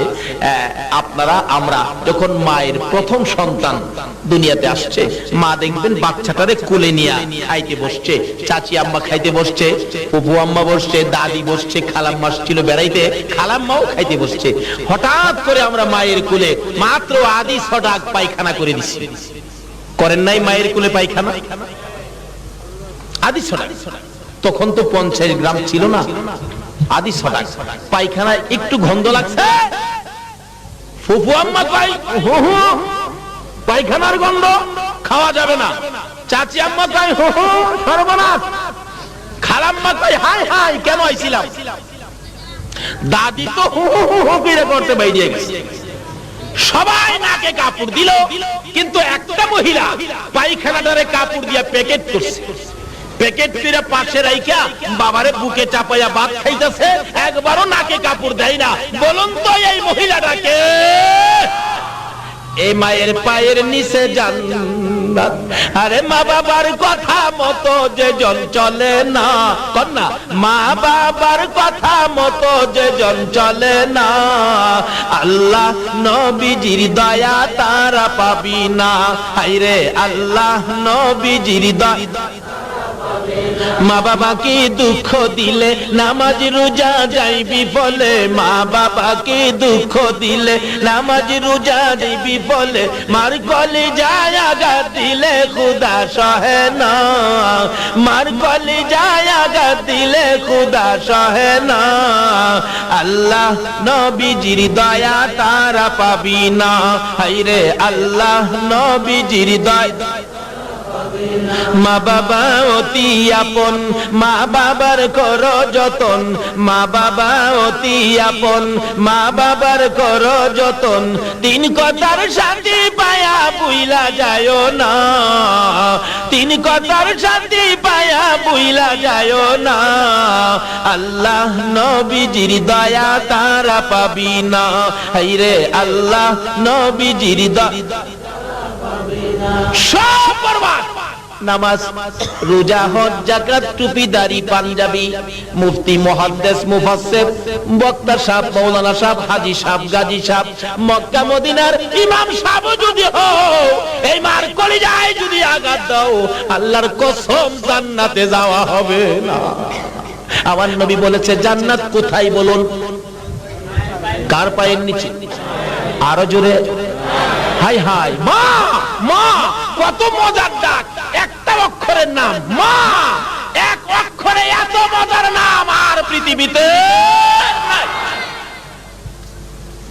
এখানে বুঝার ব্যাপার মার পায়ের নিচে কেন জান্নাত, এই জিনিসটা বুঝার ব্যাপার। আরেকটা বুঝার ব্যাপার হলো কুল নবীর উসিলাই গো কুল কায়নাত, এক নবীর জন্য যদি এত কিছু করতে পারে কেমন নবী বুঝা দরকার। একটা অক্ষরের মা, এই মার নামের পায়ের নিচে, এই মায়ের পায়ের নিচে জান্নাত, এটা কেমন মা কেমন নাম এটা বুঝা দরকার। আমার আল্লাহ বলেন এই দুইটার মধ্যে আমি আল্লাহ আছি রে, আমারে খুঁজতে হবে না। এই দুইটা যদি পরিষ্কার করতে পারো আমি আল্লাহ তোমার পাশে পাশে থাকবো। কারণ এগুলি তো করেছি আমি, এর মধ্যে আমারে পাই কয় না। শিশুর পিতা ঘুমিয়ে আছে সব শিশুদের অন্তরে, কবি কয় না শিশুর পিতা ঘুমিয়ে আছে সব শিশুদের।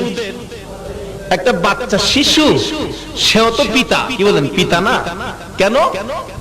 সে যার পিতা হবে ওই শিশুরা তো তার অন্তরে ঘুমিয়ে আছে। আমার এক চাচা আছে, হ্যাঁ খুব কিশোর, আমাদের দেখলেই রাহে কাহাবাই লাগি, চাচা ডাহে কাহাবাই, কাকা লাগি কাকা ডাকবো, আবার সাথে ভাইও ডাকে। আমার দেখলেই কো কাহাবাই কেমন আছো, কাহাবাই বেটা বেয়াকুবের বেকুব, আমি কাকাও লাগি আবার ভাইও লাগি, এটা কোনটা? কই মিয়া বুঝা লইছেন না তো কি, আপনি তো কাকা, আপনার মধ্যে আমার ভাই আছে না, অর্থাৎ আপনার ছেলে হইলে আমার ভাই হবে না? তা তো হবে, এই জন্য তো কাহাবাই রাহি। তাইলে কাহার মধ্যে যদি ভাই থাকে, মার মধ্যে যখন জান্নাত, জান্নাতটা কার? আল্লাহ বলেন এই জান্নাতের মধ্যে আমি। কাহার মধ্যে যদি ভাই থাকে তাইলে আমার নবীর মধ্যে আছে কে? এইটার নাম নেই তো পাইবেন, মুহাম্মাদুর সাল্লাল্লাহু আলাইহি ওয়াসাল্লাম, মুহাম্মাদুর রাসূলুল্লাহ। এই রাসূলের ভিতরে কে আছে? আরো জোরে কোন কে আছে? আল্লাহ বলেন খুঁজা দেখো না, রাসূলের ভিতরে আল্লাহ আছে। সুবহানাল্লাহ, খুঁজা দেখো না।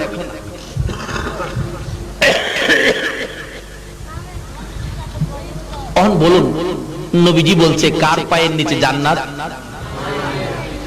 নামাজ পড়েন, মার সাথে সম্পর্ক ভালো না, নামাজে কাজে আসবে? রোজা রাখছেন, হজ করতে গেছেন, এক হাদী সাহেবের জীবনীতে পাইলাম উনি 40 বার হজ করতে গেছে, 40 বার। কয়বার? চট্টগ্রামের মানুষ আপনার এরকম বড় লোক আছে না, বছর বছর হজ করে, 40 বার হজ করে আরাফাতের মাঠে খুব কান্নাকাটি করে। রাসূল বলেছেন আরাফাতের মাঠে যার পাও রাখছে তার গুনাহ মাফ হইছে না, এমন যদি কেউ ধারণা করে সে সবচেয়ে বড় গুনাহগার। আরাফাতের জমিনে পাও দেওয়ার সাথে সাথে তার জীবনের গুনাহ মাফ হয়ে যায়।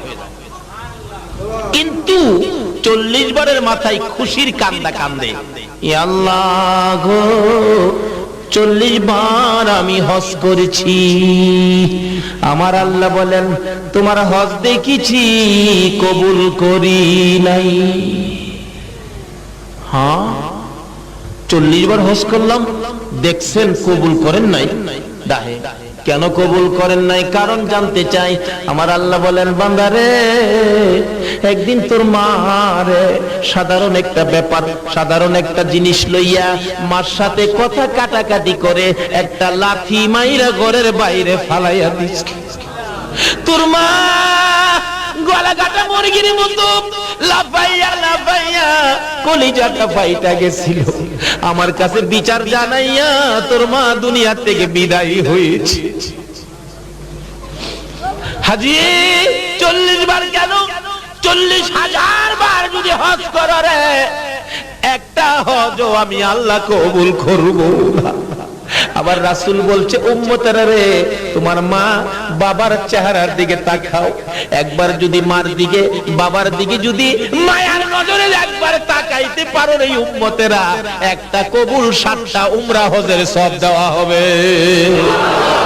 মক্কার হজ মদিনার হজ কবুল হইতে পারে, নাও হতে পারে।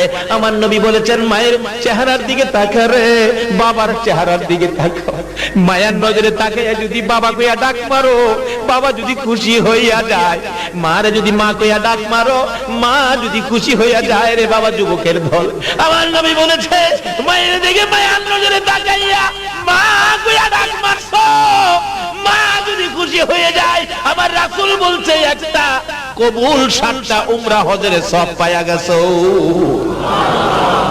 এক সাহাবী বলেন ইয়া রাসূলুল্লাহ, আমি যদি বারে বারে তাকাই, বারে বারে ডাক দেই। রাসূল বলছেন একদিনের মধ্যে যদি 100 বার মা কইয়া ডাক দিয়া মারে খুশি করো, মার চেহারার দিকে নজরে তাকাইয়া মায়ের নজরে 100টা কবুল হজের সওয়াব তুমি পায়া যাইবা।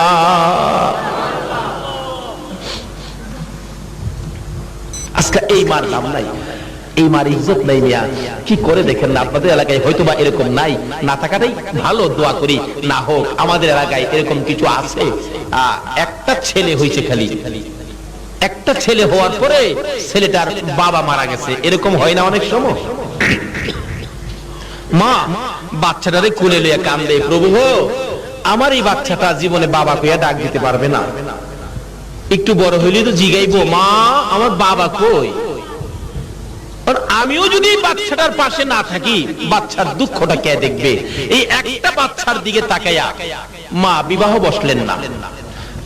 মাটা একটু আরবি লেখাপড়া জানতো, বাড়ি বাড়ি কোরআন শরীফ পড়ায়, বাসায় বাসায় কিছু পয়সা রোজগার হয়, এর বিনিময়ে এই হাদিয়া দিয়া বাচ্চাটাকে লালন পালন করে মাশাআল্লাহ একবারে বড় করেছে, বিবাহ করাইছে।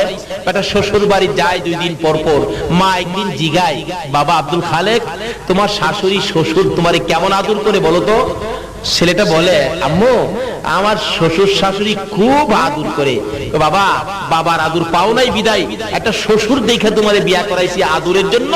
আদর ঠিক মতো করে তো? করে তো। কেমন আদর করে বাবা কও তো, আমি মা খুব খুশি হব তোমাকে আদর করলে, তুমি তো বাবার আদর পাও নাই। ছেলেটা কই আমার চেয়ে বেশি, মার চেয়ে বেশি দরদি আদর পৃথিবীতে কেউ করতে পারে?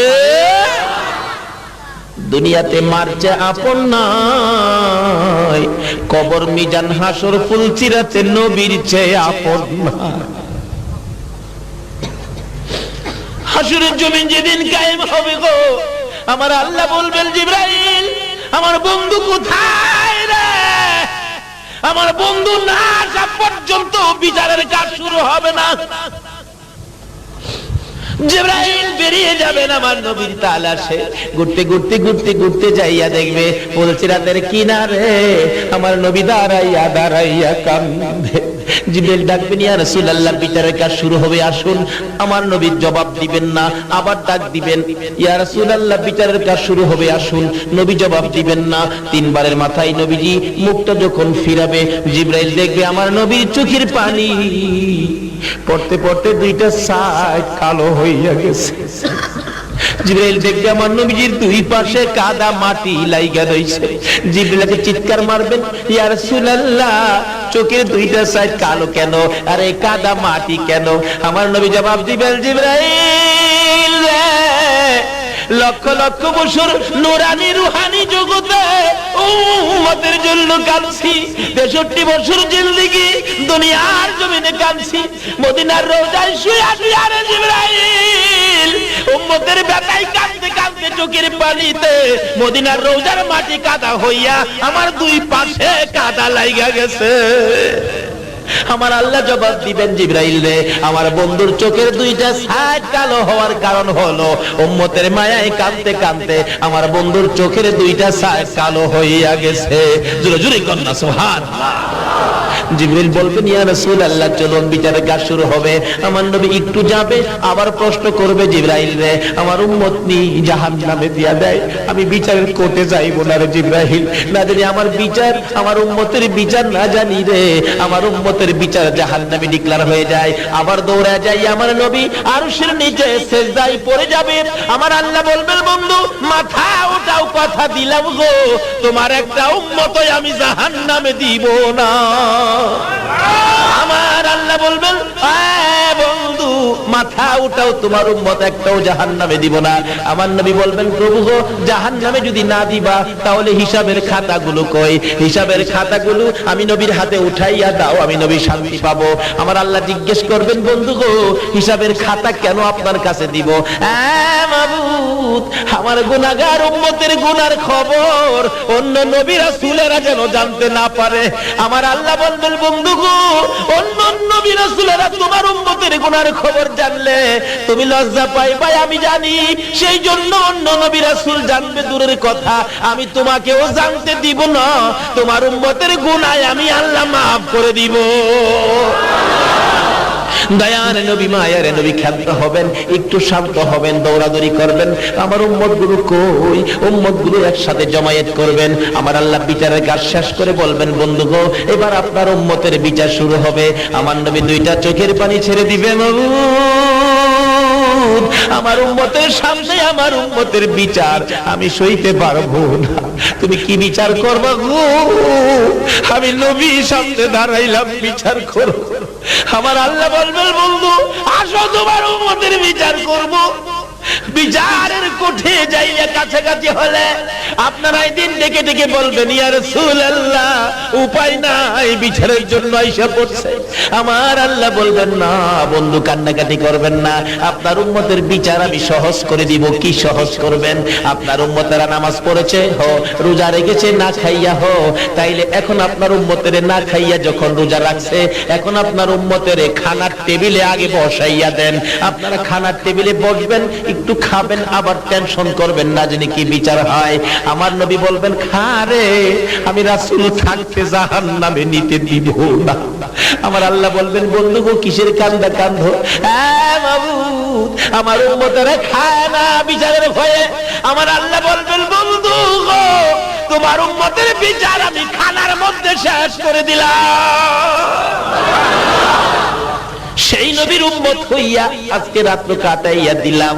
কত পুরস্কার আমাদের জন্য বাজেট মোনাজাতের মধ্যে টের পাবেন। আসুন, শেষ পর্যায়ে চলে গেলাম।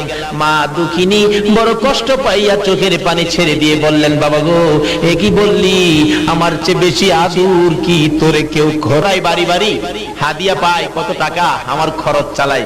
দুইজনে পরামর্শ দিলেন, তোমার আম্মু তো বাড়ি বাড়ি ভিক্ষা করে, মিয়া শ্বশুর বাড়ি যাইয়া আয়সা এটা কও, তোমার আম্মা তো ভিক্ষা করে, আর বাড়ির থেকে যাইতে দিও না, তোমার কলঙ্ক হবে। তাই নাকি? বাড়িতে যায় কয়, মা তুমি নাকি বাড়ি বাড়ি ভিক্ষা করো। কে বলছে? শ্বশুর শাশুড়ি বলছে, আরে বাবা, আমি তো কোরআন শরীফ পড়াই, সর্বোত্তম কাজ।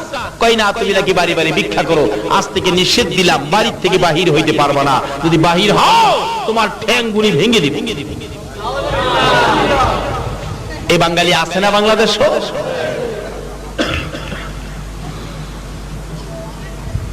মা কই, বাবা কালকে আমি একটা লোকের কোরআন শরীফের সবক দিব, কথা দিয়ে আসছি, কালকের পরে আর আমি যাব না। নামাজি, যত নামাজ তুমি পড়ো না কেন, এই মার সাথে যদি সোদা পরিমাণ বেশকম কোনো ব্যবহার হয়ে যায়, তোমার সকল নামাজ বরবাদ। আচ্ছা আচ্ছা, কালকে যেতে পারবো না বাবা, কালকে গিয়ে আর যাব না, কোরআন শরীফের সবক দিব তো। না যাওয়া নিষেধ, কিন্তু মা নিষেধ মানলেন না, কথা দিয়ে আসছে তো। কালকে যে কোরআন শরীফের সবক দিলেন, দুপুরে কিছু খানা খাইলেন, নতুন একটা কাপড় পরে মা খুশিতে বাড়িতে ঢুকতেছে। যুবক ছেলেটা খবর পাইছে, মা গেল একটা লাঠি নিয়া, একটা গজারি ঢাল মজবুত একটা লাঠি নিয়া উঠানের কিনারে দাঁড়ায় রইছে।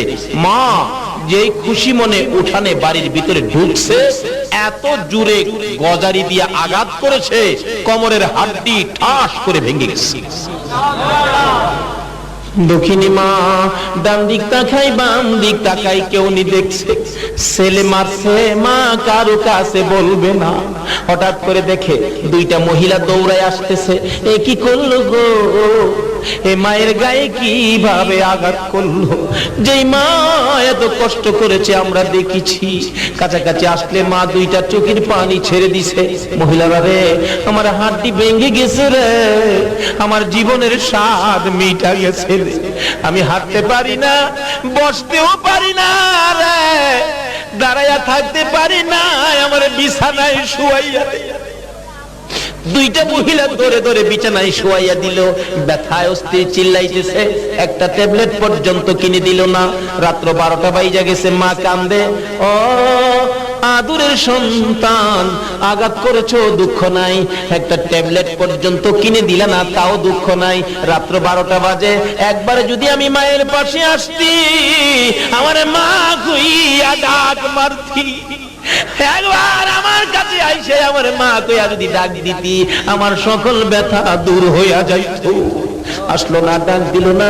একদিন, 2 দিন, 3 দিন পার হয়ে যায়, 2 বছর, 3 বছর, 4 বছর পার হইয়া 7টা বছর পার হয়ে গেল গো, একদিনও মার কাছে আসে না। যে জায়গায় আঘাত করেছিল, চিকিৎসার অভাবে ওই জায়গাটা পচে গেছে, হাড্ডি পয়সা, গোশত পয়সা, দুর্গন্ধ শুরু হয়ে গেছে, বড় বড় কীড়া পোকা পড়ে গেছে। মা মাঝে মাঝে ব্যথায় অস্থির হইয়া কান্দে।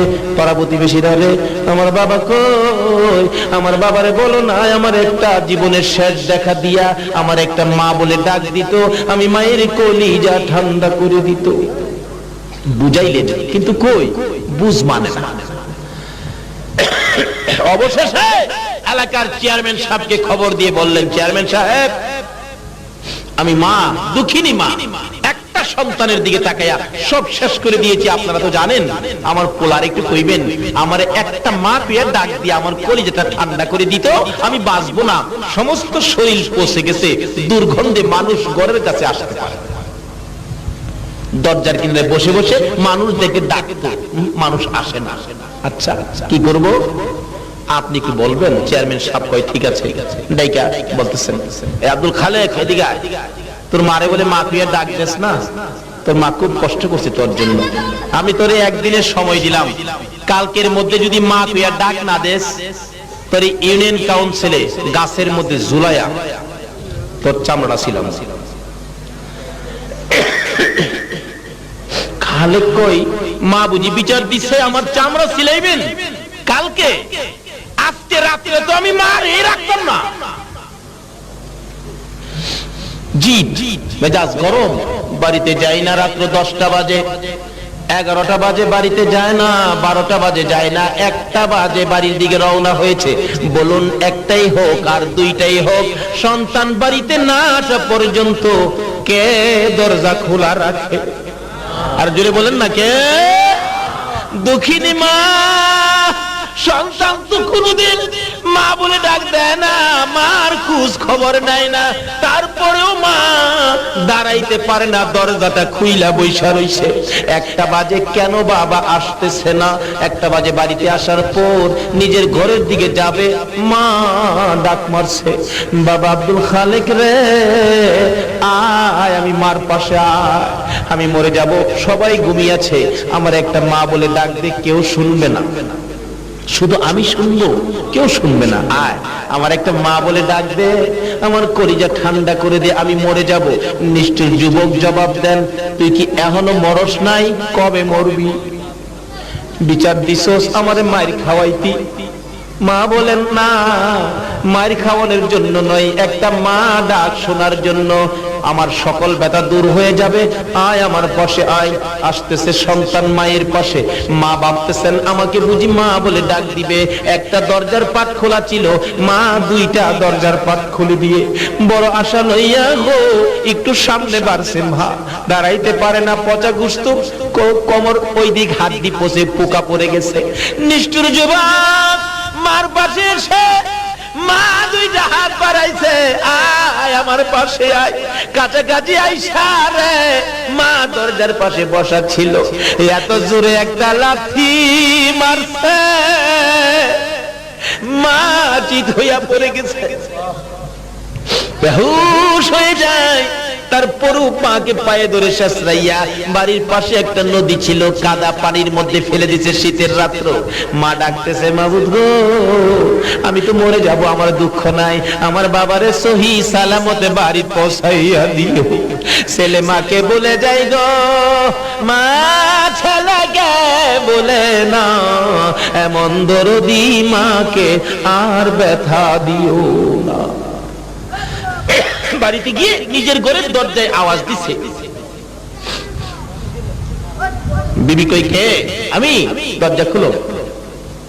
এত রাত্রে ডাক দেওয়ার সাথে সাথে দরজা খুলে দিলাম, কি করো? তার 1 বছরের বাচ্চা ছেলে ছিল, দেখে তার বিবি বাচ্চাটা খুলে 2 গালে চুমাইতেছে। ময়না ঘুমাও না আব্বু, ঘুমাও না বাবু, ঘুমাও না, 1টা বাজে এখনো ঘুমাইতা না? যুবক তাকাইয়া দেখে 1টা বাজে তার বিবি 1 বছরের বাচ্চার গালে চুমাই। বিবি গো, 1টা বাজে বাচ্চা কি ঘুমাইছে না? একবারও ঘুমায় না, খালি চায় থাকে, ঘুমায় না, কি যেন বলতে চায়। 1 বছর বয়স, বাবু ঘুমাও না। যুবক দেখতেছে 1 বছরের বাচ্চা 1টা পর্যন্ত মা কুলে লইয়া 2 গালে চুমাই। এবার মনে মনে ধারণা করতেছেন, তাহলে আমার মন বলে রে, এই বয়সে বুঝি আমার মা 1টা বাজে আমারও 2 গালে চুমাইছে। বিবি 1টা বাজে সন্তান কুলে লইয়া 2 গালে চুমাও, মা কি এই করে?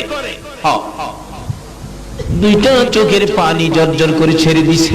বিবি জিগাই, কান্দো কেন? ও বিবি কান্দি, আমি দি আমার এই মার লাথি মাইরা নদীর কিনারে ফালাইয়া দিয়েছি। বিবি একটা চিৎকার মারছে, স্বামী যাও গো, ঘর থেকে বেরিয়ে যাও, মা হইতে কত কষ্ট আমি জানি, তুমি জানো না।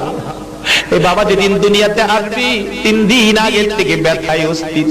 মাঝে মাঝে একটা চিল্লানি মারতাম, মাঝে মাঝে মন চাইছে গলায় দাও লাগাইয়া দিতাম, মাঝে মাঝে ব্যথায় অস্থির হইয়া কলিজা শুকাইয়া গেছে, জগের পর জগ পানি খাইছি।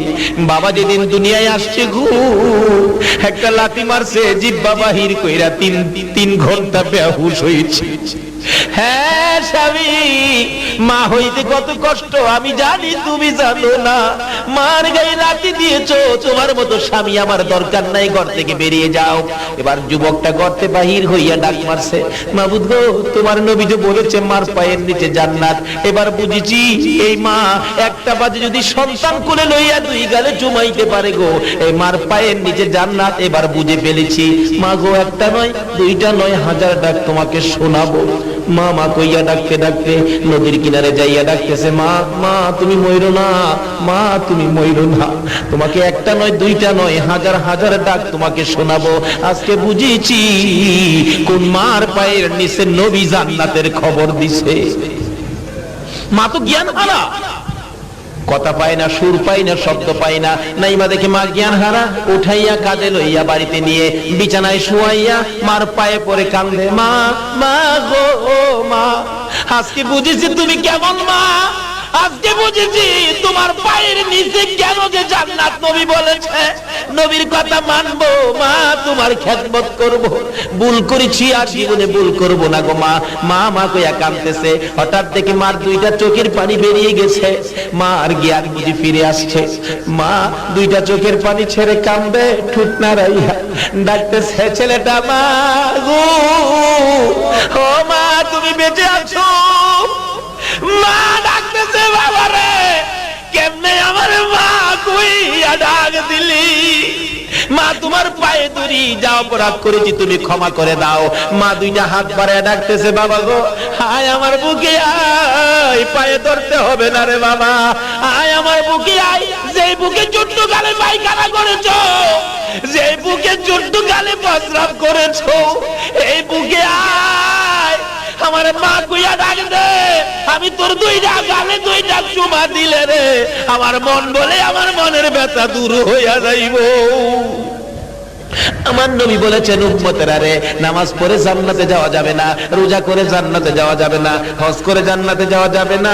মাওলানা সাহেব, মুফতি সাহেব, মুহাদ্দিস সাহেব, মুফাসসির সাহেব, বক্তা সাহেব, হাজী সাহেব, গাজী সাহেব, মক্কা মদিনার ইমাম সাহেব যদি হও, হে মার কলিজায় যদি আঘাত করো, সব বরবাদ হয়ে তোমাকে জাহান্নামে যেতে হবে। জান্নাতে যদি যেতে চাও মার খেদমত করো, মাকে খুশি করো, বাবাকে খেদমত করো, বাবাকে খুশি করো।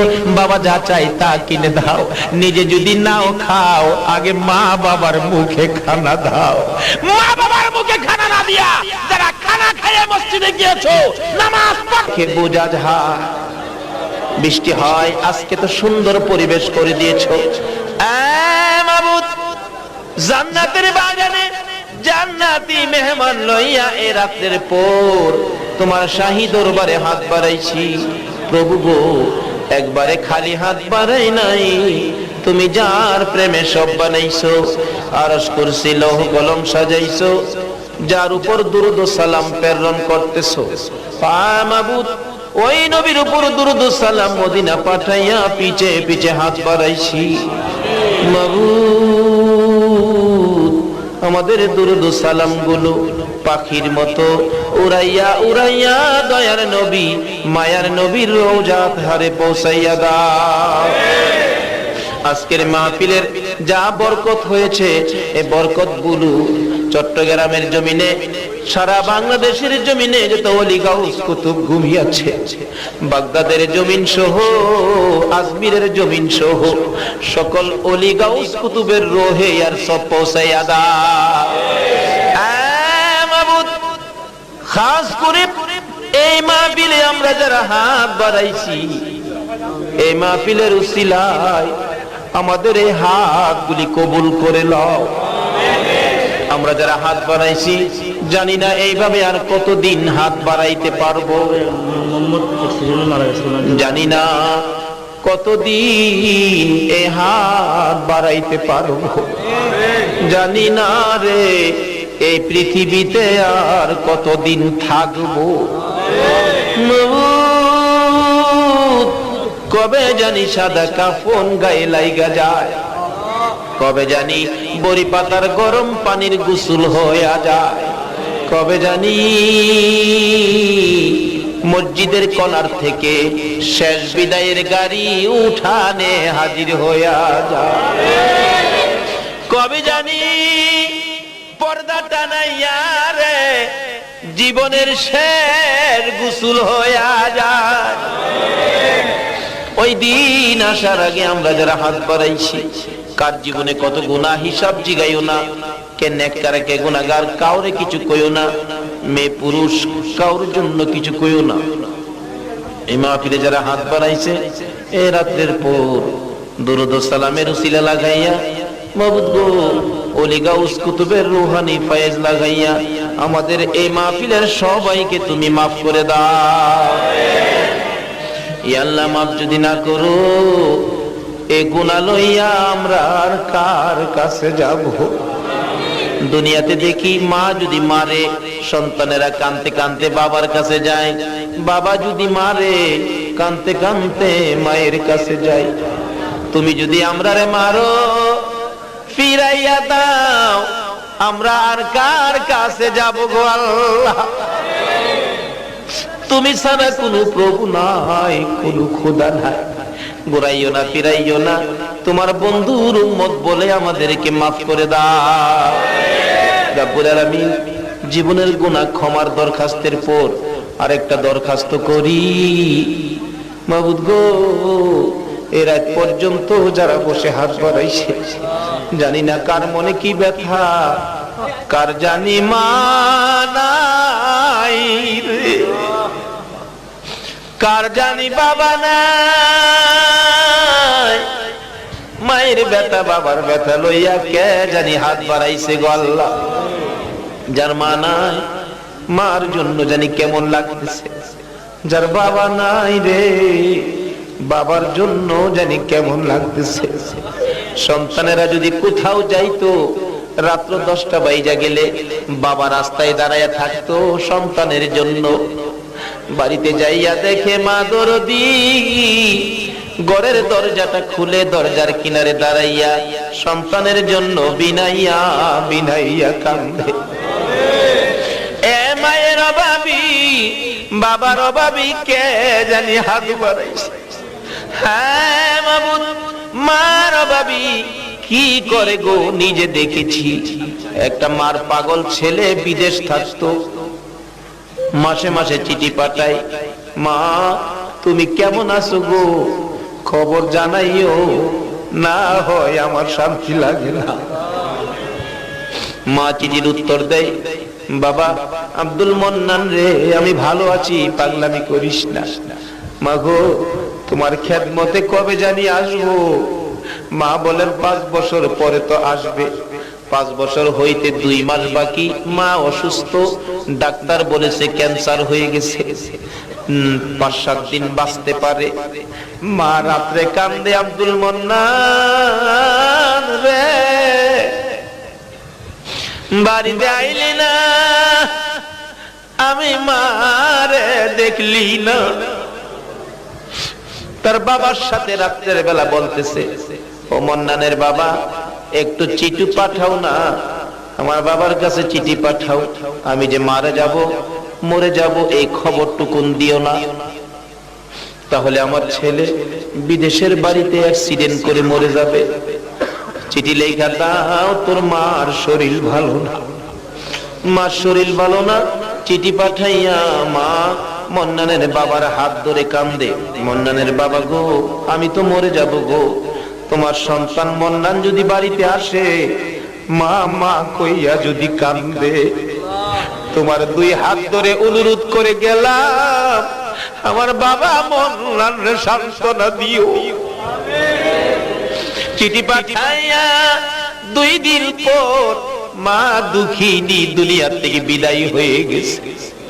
ওই রাত্রে চিঠি যাওয়ার আগেই মন্নান স্বপ্নে দেখে তার মা সাদা কাফন পরে বিদায় হইয়া যায়।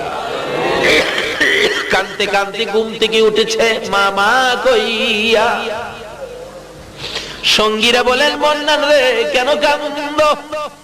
আমি স্বপ্নে দেখেছি আমার মা নাই রে, আর চাকরি করব না, রোজগার করে টাকা কার জন্য নিব, আমার মা নাই রে। কিভাবে জানো? স্বপ্নে দেখেছি, স্বপ্নে মানুষ কত কিছু দেখে। চিঠি পাঠাও, চিঠি পাঠাইলে কতজনের কথা লেখে, মায়ের কথা কেউ লেখে না। টেলিফোন করো, টেলিফোন করলে কতজনের কণ্ঠ বাজে, মায়ের কণ্ঠ আর বাজে না। বাড়িতে আসতে 2 মাস পুরা হয়ে 1 দিন বাকি, টেলিফোন করেছে কালকে বাড়িতে আসবে। বড় ভাই মাইক্রো ভাড়া করে এয়ারপোর্ট রওনা হবে, বুড়া বাবা পিছে পিছে ডাকতেছে, হ্যাঁ আব্দুর রহমান আমারে সঙ্গী করে নিয়ে যাবে, তোর ভাই যদি আইসা শুনে তোর মা নাই, না জানি জীবন দিয়া দেয় রে বাবা। বুড়া বাবা সহ এয়ারপোর্টের গেটে দাঁড়িয়ে আছে, কিছুক্ষণ পর দেখা যায় মায়ের পাগল লইয়া বিমান উইরা উইরা আসতেছে।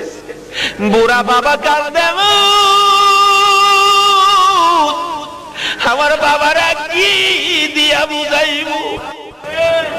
বিমান থেকে নাইমা মালামাল সহ গেট পার হইয়া বড় ভাইকে দেখে দৌড়াইয়া বড় ভাইয়ের সামনে হাজির। ভাই ভাই গো, ও বড় ভাই, ভাই বাইরে আগে কো আমার মা কেমন আছে। বড় ভাইয়ের চোখের পানিগুলি জর্জর করে পড়তেছে, কোনো কথা কয় না। দৌড়ায় বাবার গলায় ধরছে, বাবা গো, ও বাবা আমার মার খবর কও না, আমি স্বপ্নে দেখেছি আমার মা নাই, মা মরে গেছে। বাবার 2টা ঠোঁট থরথর করে কাঁপতেছে, কথা বলতে পারে না। বাবার পায়ে পড়ে গেছে, বাবা গো তোমার পায়ে ধরি, আগে বলো আমার মার খবর কি। মা যদি বাড়ি না থাকে আমি বাড়ি যাব না, বাড়ি যাব না। বুড়া বাবা বলেন, আব্দুল মন্নান পাগলামি করিস না, উঠ গাড়িতে উঠো, বাড়িতে যাইয়া দেখবি তোর মা কেমন আছে। গাড়িতে উঠলে গাড়ির টান দিলে অর্ধেক রাস্তায় যাইয়া ডাকতেছে, বাবা গো আমি মায়ের জন্য স্বর্ণের চেন আনছি গো বাবা, আমি মায়ের জন্য 4টা কাপড় আনছি, কাউরে দিব না। বাবা কান্দে, এ কাপড় দেখলে আমার কলিজা মানবে নি। বাবা বলেন, এখন গাটুরির থেকে খুলবি না, বাড়িতে যাইয়া তোর মার সামনে খুলবি। বাড়ির গেটে যখন মাইক্রো থামলো, দরজাটা খুলে গেটে দাঁড়াইয়া একটা চিৎকার মেরে ডাক মারছে, মা মা মা গো, ও আমার মা। শত শত মহিলারা চোখে পানি লয়া কান্দে, মায়ের চেহারা দেখা যায় না। চাচি দৌড়ে আইসা গলায় আঞ্জায়া ধরেছে, বাবা আব্দুল মন্নান রে আয় বাড়ির ভিতরে হায়। চাচি গো আমার মা কই, আমার মা কই। মহিলারা দাঁড়াইয়া কান্দে, আমার মা কেন আসে না, কই আমার মা, আয় বাড়ির ভিতরে আয়। যে ছিল না, জোরে বলেন ছিল কি ছিল না? আমার নবীর মতো সুন্দর এই আল্লাহর এই জমিনে দ্বিতীয় আর কেউ কি হতে পারে? যাদের চেয়ে সুন্দর তুমি, নবী আমার কামলিওয়ালা, দো জাহানের বাদশাহ তুমি, প্যারা নবী সাল্লে আলা, দো জাহানের বাদশাহ তুমি, প্যারা নবী সাল্লে আলা, যাদের চেয়ে সুন্দর তুমি, নবী আমার কামলিওয়ালা। সুবহানাল্লাহ পড়বেন না তো সবাই? 2 নাম্বার প্রশ্ন শেষ। 3 নাম্বার, ওয়ামা দীনুক, আমাদের ধর্মের নাম কি? বলেন, বুক ফুলায়। আরে মিয়া, গর্ব নিয়ে কর, আমাদের ধর্মের নাম কি? ইসলাম আমাদের ধর্ম, বিধায় তো আমরা মারামারি করতে চাই না। ভারত ভাবতেছে যে ডক্টর ইউনূস সাহেব একটু লেদা বেদা মানুষ, নম্রভদ্র মানুষ, ব্যাংকের এফডি মানুষ, আরে বাংলাদেশকে শেষ করে ফেলবো। আর ওই যে হকার সাংবাদিক একটা আছে, বাংলাদেশ থাকবে না বেটা, তুই বাংলাদেশে আয় না। এই দেশের 1 ইঞ্চি মাটি আমার কলিজার তাজা বুকের রক্ত দিয়ে স্বাধীন করা মাটি, যুবক ভাইরা। চট্টগ্রাম নিবা তোমরা, আসো না। এমন একটা যুদ্ধ হবে, এর নাম হচ্ছে গজওয়ায়ে হিন্দ। হিন্দুস্তানের সঙ্গে যুদ্ধ হবে, তবে সেই যুদ্ধে কাফেরদের বিজয় হবে না, মুসলমানরা বিজয় অর্জন করে আনবে, যুবক ভাইরা। মাঠে কি বলো? আমরা মুসলমান, তবে হ্যাঁ, স্বামীর কাছে বউ গেলে স্বামীর শক্তিও বেড়ে যায়, বউয়ের শক্তিও বেড়ে যায়, যুবক ভাইরা। উনি ওখানে গিয়ে মাঝে মাঝে অডিও কল পাঠান কি, যে আমি চট করে ঢুকে যাব, চট করে আমি চলে আসব।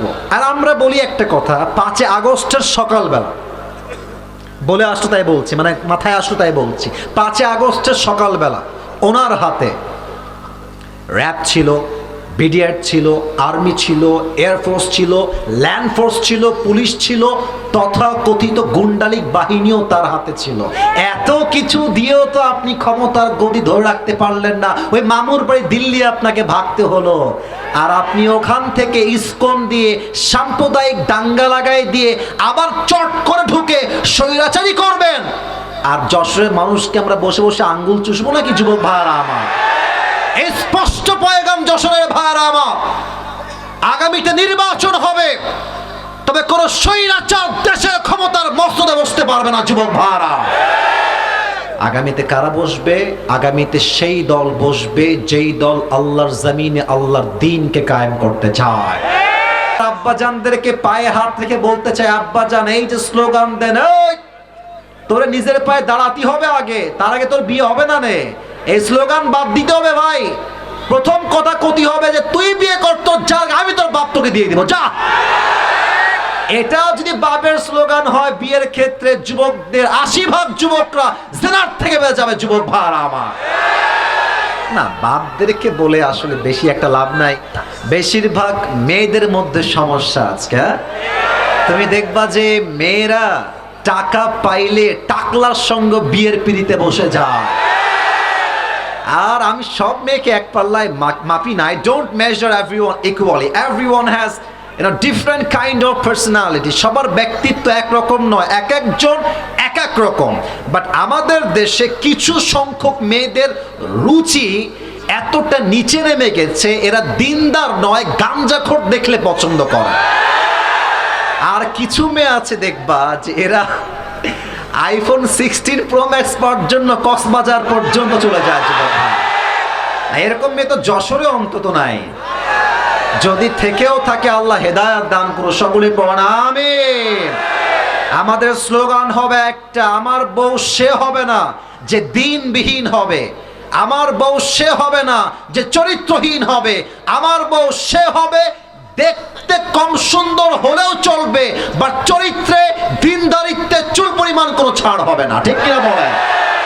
আল্লাহ যুবকদেরকে বোঝার তৌফিক দান করুন, পড়েন আমিন।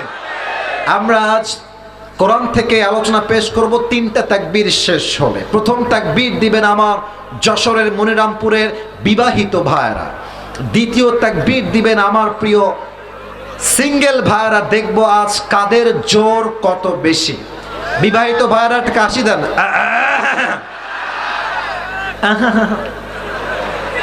চলো না গো, আওয়াজ নাই গো। আচ্ছা, দেখা যাক কিটা পারে আজকে। বিবাহিত ভাইরা দিবেন, এই সিঙ্গেলরা কিপ কোয়াইট, কিপ সাইলেন্ট, তোমরা চুপ থাকো। বিবাহিত ভাইরা তাকবীর দিবেন। লিল্লাহি তাকবীর। মোটামুটি চলে, খারাপ না। আচ্ছা, এবার সিঙ্গেল ভাইয়ের কাশি দাও। আচ্ছা, এত সহজ সিঙ্গেলকে হারানো। আচ্ছা, দেখা যাক কে পারে আজকে। আমি নাম্বার না, মুরব্বীরা নাম্বার দিবে আজকে। সিঙ্গেল ভাইরা তোমাদের time, it's time for the single people. লিল্লাহি তাকবীর।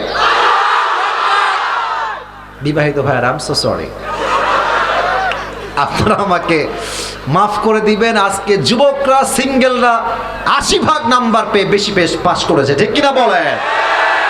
এবার সবাই মিলে তাকবীর দিবেন। আমি সহ, আমার আফ্রিদি ভাই সহ আমরা সবাই মিলে তাকবীরের ঠেলায় ভাই স্টেজ ভেঙে নিচে পড়ে যাব। দেখা যাক কত জোর আছে যশোরবাসীর মাঝে। সবাই একটা গলা ঠিক করে নেন। লিল্লাহি তাকবীর।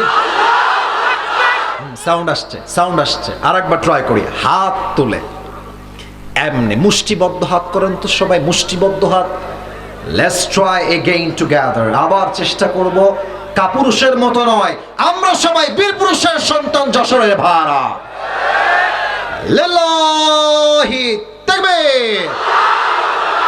আল কোরআনের আলো, আল হাদিসের আলো, কোরআন হাদিস যেখানে, আলেম ওলামা যেখানে, যশোরবাসী যেখানে,